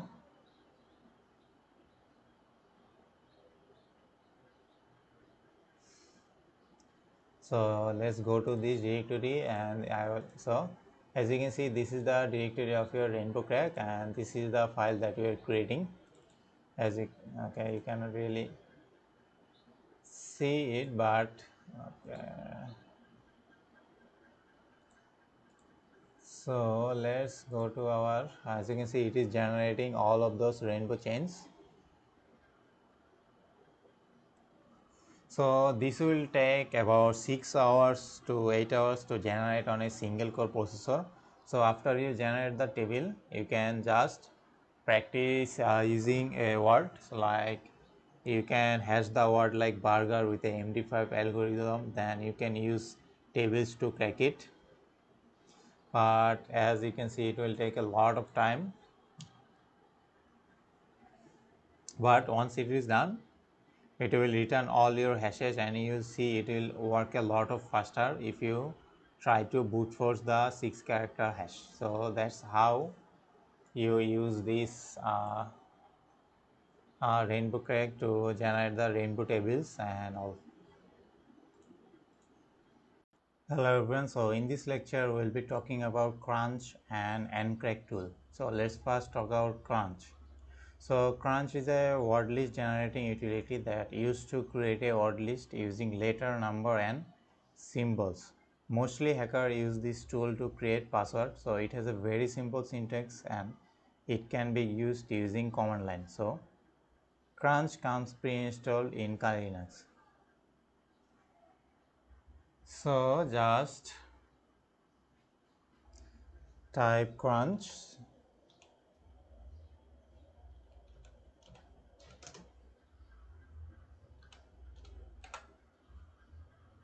So as you can see, this is the simple help menu on your crunch. So let's first step to create a word list using crunch. So let's just type crunch 3 6 0 1 2 3 4 5 6 7 8 9. So here the minimum password length is 3 and the maximum number of combination will be the 6 character, and it uses the permutation and combination to create a word list with all of those possible combination with a just simple line. So to save the output to a file, you have to use crunch 36 this minus 0 list dot txt. So as you can see, this will save all of those in a list file. So where it is saved, so let's just go to our root directory. Where is root? Where is root? Okay.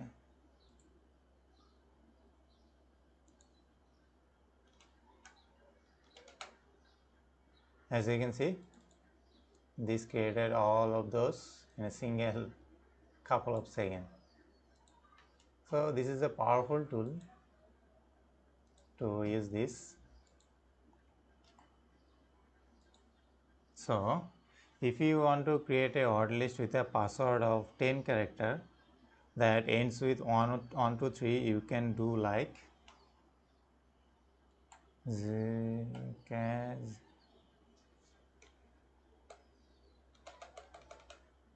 10 character that end with 1 2 3.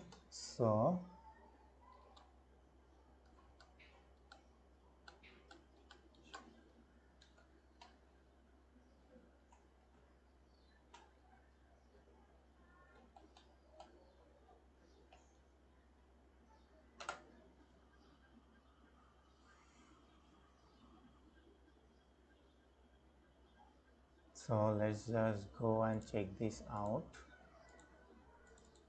So as you can see,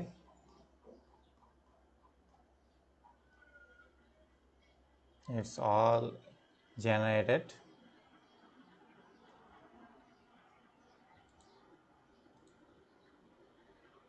So you can also use letter and symbol like crunch,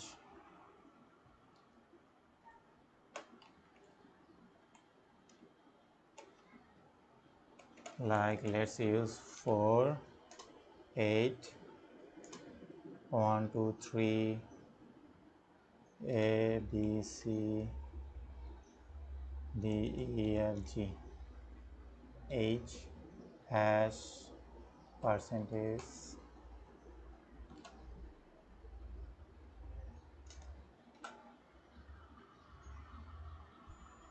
As you can see, it generated all of those using a simple command.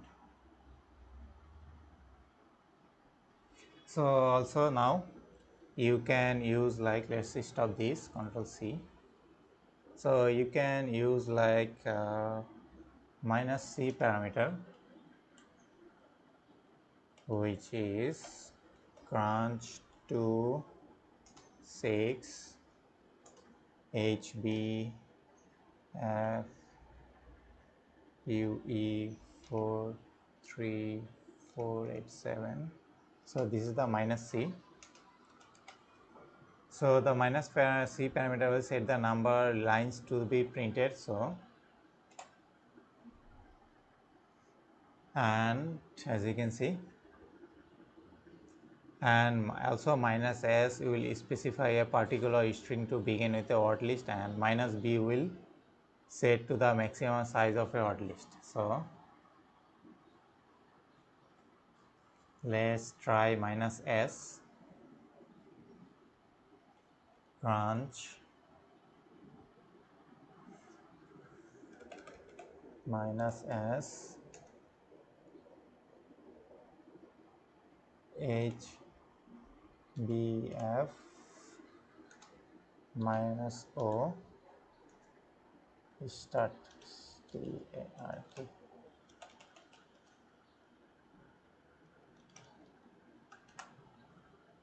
Minimum length should be 3. Okay, let's try again. Okay, let's try a different number. Okay, I did some mistake.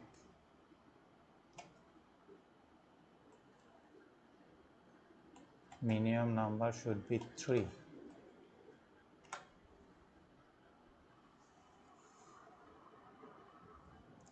Also it's saved as in here.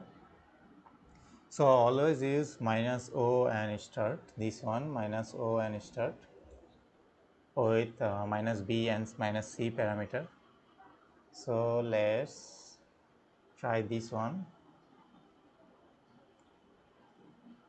2 to 10.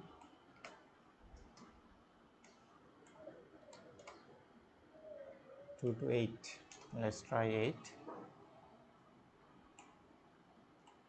Let's use minus B. 3 MB.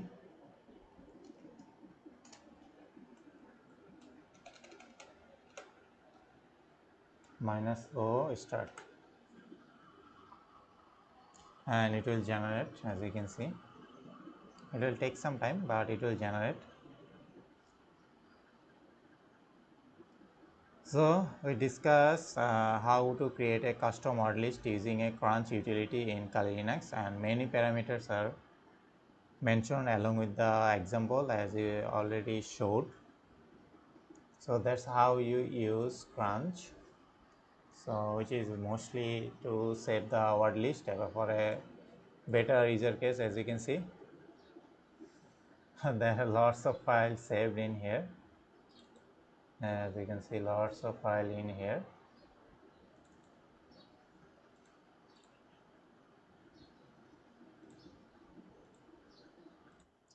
Okay, so we already discussed about the crunch tool. So let's now talk and deep dive with the ncrack and how to use the ncrack. So using the ncrack will take some time to use all of those tools and methods on modules. So I already worked on this and made a presentation file so that I can just simply demonstrate each of the uses. So first of all, ncrack is also a built-in Kali Linux tool. So first you can just, as usual, ncrack use the -h option to just check the option that is available in this tool. Then as you can see, there is lots of availability, so you can use -p, that will apply to the all standard notation. Then you can use modules like in here, so you can see all the available modules for this tool. Then you can use the anonymous login. So the FTP service has an anonymous login feature that is often enabled, but we are unable to access it due to not having the password, but through the following command. So this is the command that you can exec the credential to logging into the service. Then we will just use the command in here to crack the login of the FTP service. So both command will do the same thing, so you can choose according to yourself. So -u will list the username and -p will list the password. As you can see, -u will list the username, -p will list the password, and this is the code.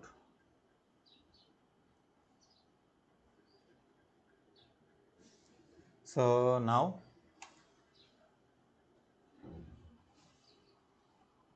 we'll guess the password for specified the user. So if the username is confirmed but the password has to be found, then you can use the command like this.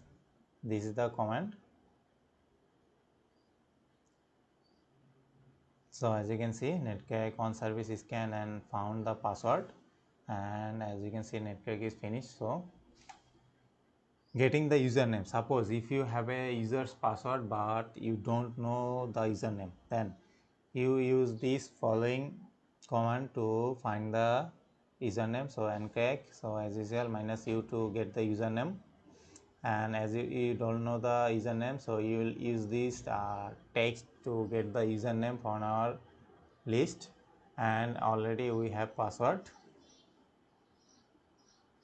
so we already got this. Then we will use the verbose mode.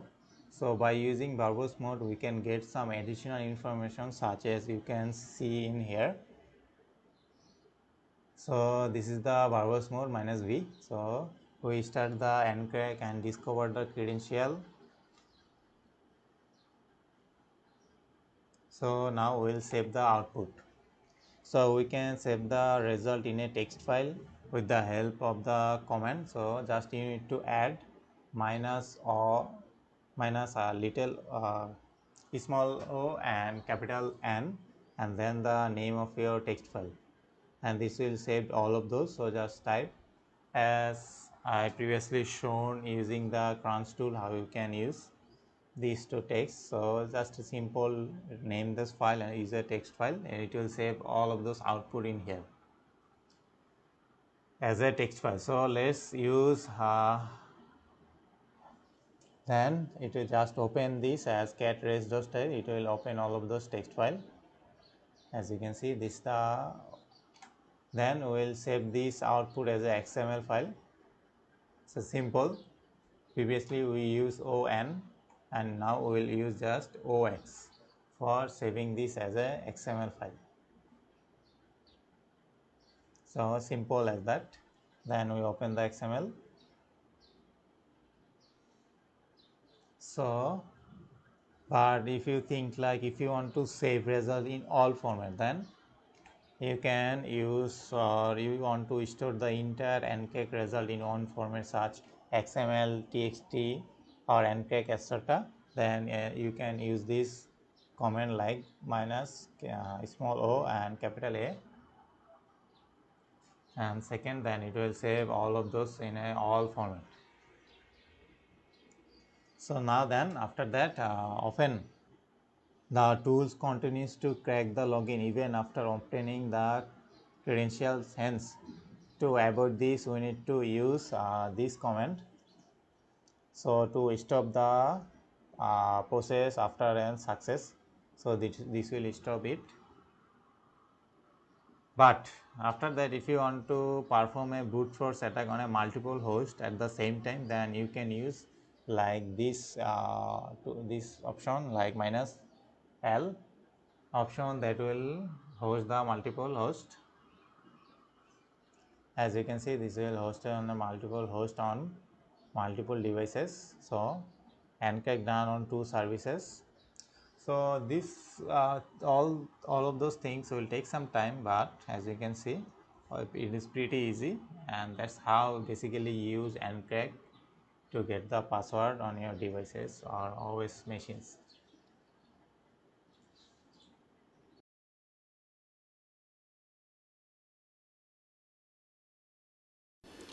Hello everyone. Today I will show you guys some hacking tool and real world example of password cracking or hacking. So first, Hydra. Among the password cracking programs available, Hydra can be used to brute force passwords. It has many advantages over the John the Ripper, but it's slower and requires more processing power from your system to work correctly. Hydra is just as straightforward as most of Kali Linux's tools. Simply launch it with a word list and start guessing password until one works.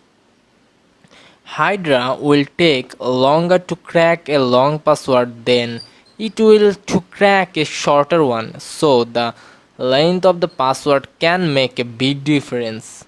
Hydra uses parallelization to perform its long login cracker tasks.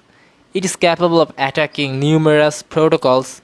It utilizes multiple CPUs and can significantly reduce the time it takes to recover passwords from encrypted wireless networks.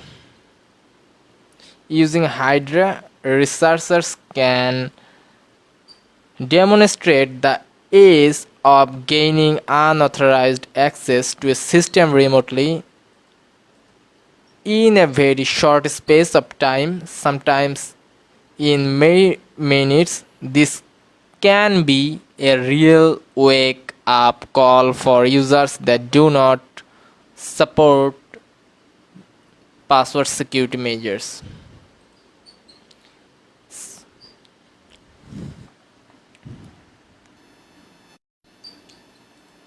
Hydra is your built in system. Uh, there is Hydra. One version is GNU. What is GTK? Here is another version. You guys can select single target or target list and give here IP addresses. You guys can modify it, port, protocol.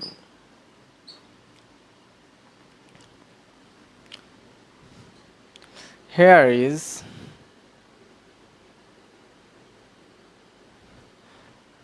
I give a IP address 192.168.1.1.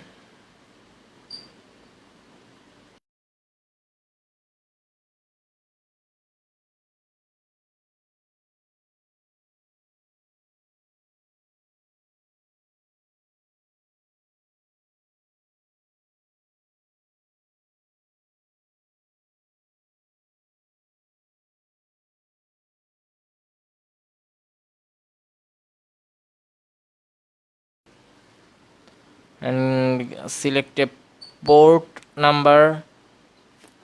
Let's give 5900. You guys can select prefer IP version 6 options and select a protocol. Here is I select protocol VNC.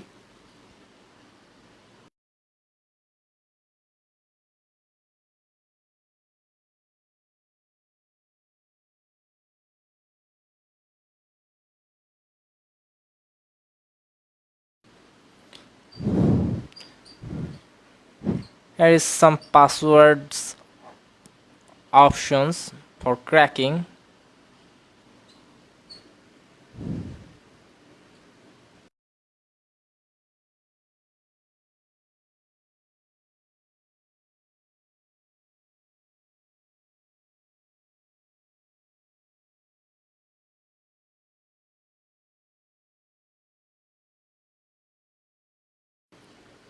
There is password list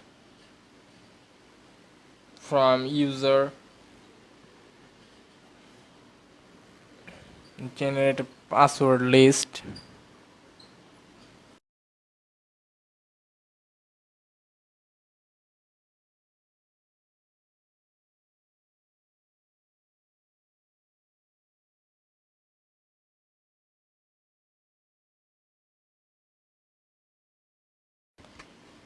Go to file system, go to user,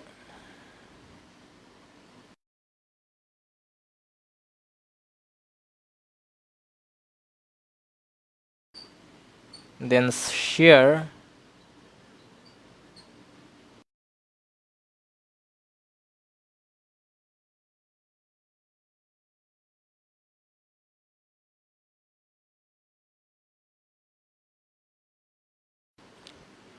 Inside share, you guys select password list.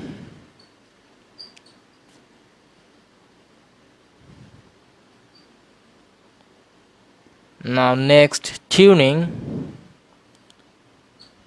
Select method, HTTP method, connect method, and some specific.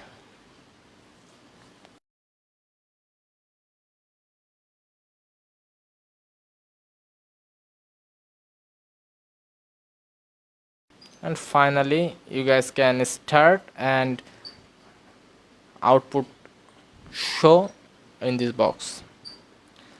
Now John the Ripper,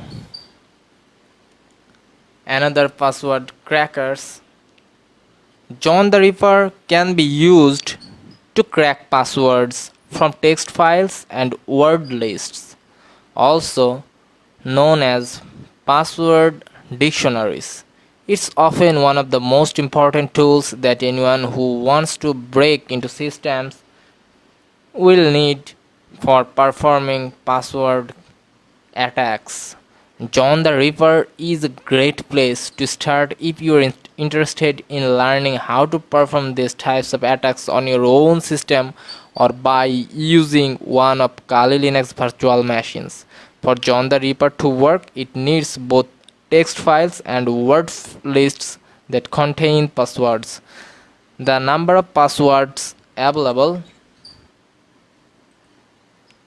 in your dictionary or word list will determine the size of the file, so the bigger the file, the more passwords it will contain.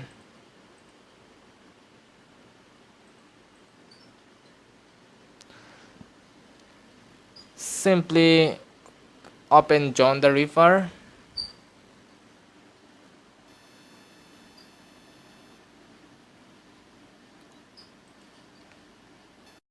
To open John the Ripper, give command sudo john and then give, and you guys can see this type of features, and then give command john list formats.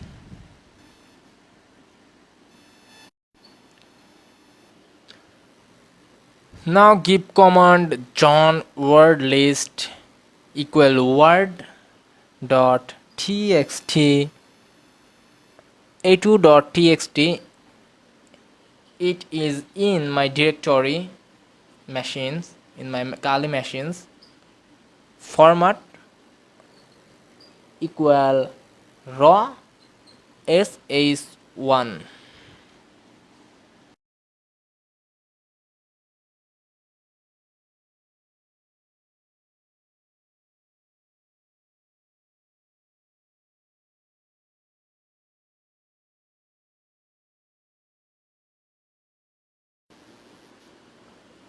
Another command is rules john rules shift toggle word list equal word dot txt.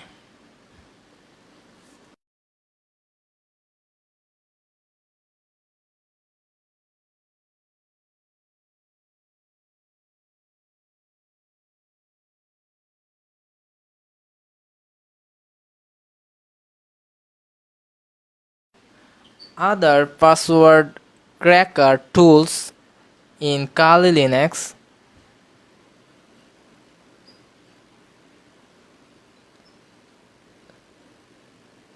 161.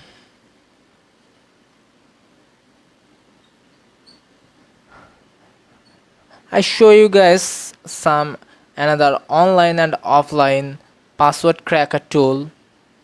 Medusa, Encrack, and this is also a useful and powerful cracker, OPAce crack. Here is load options, statistics, preferences.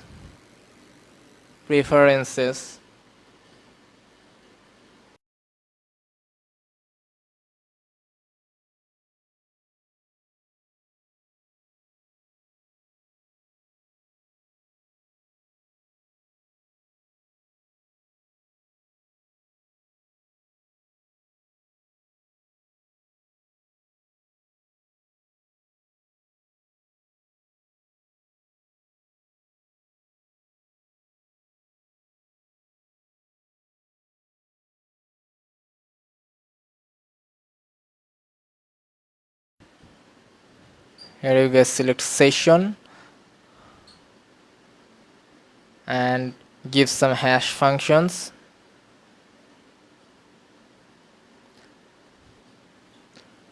OPS crack also very useful tool for hackers. Just simply open the tool and you guys worked it as it is.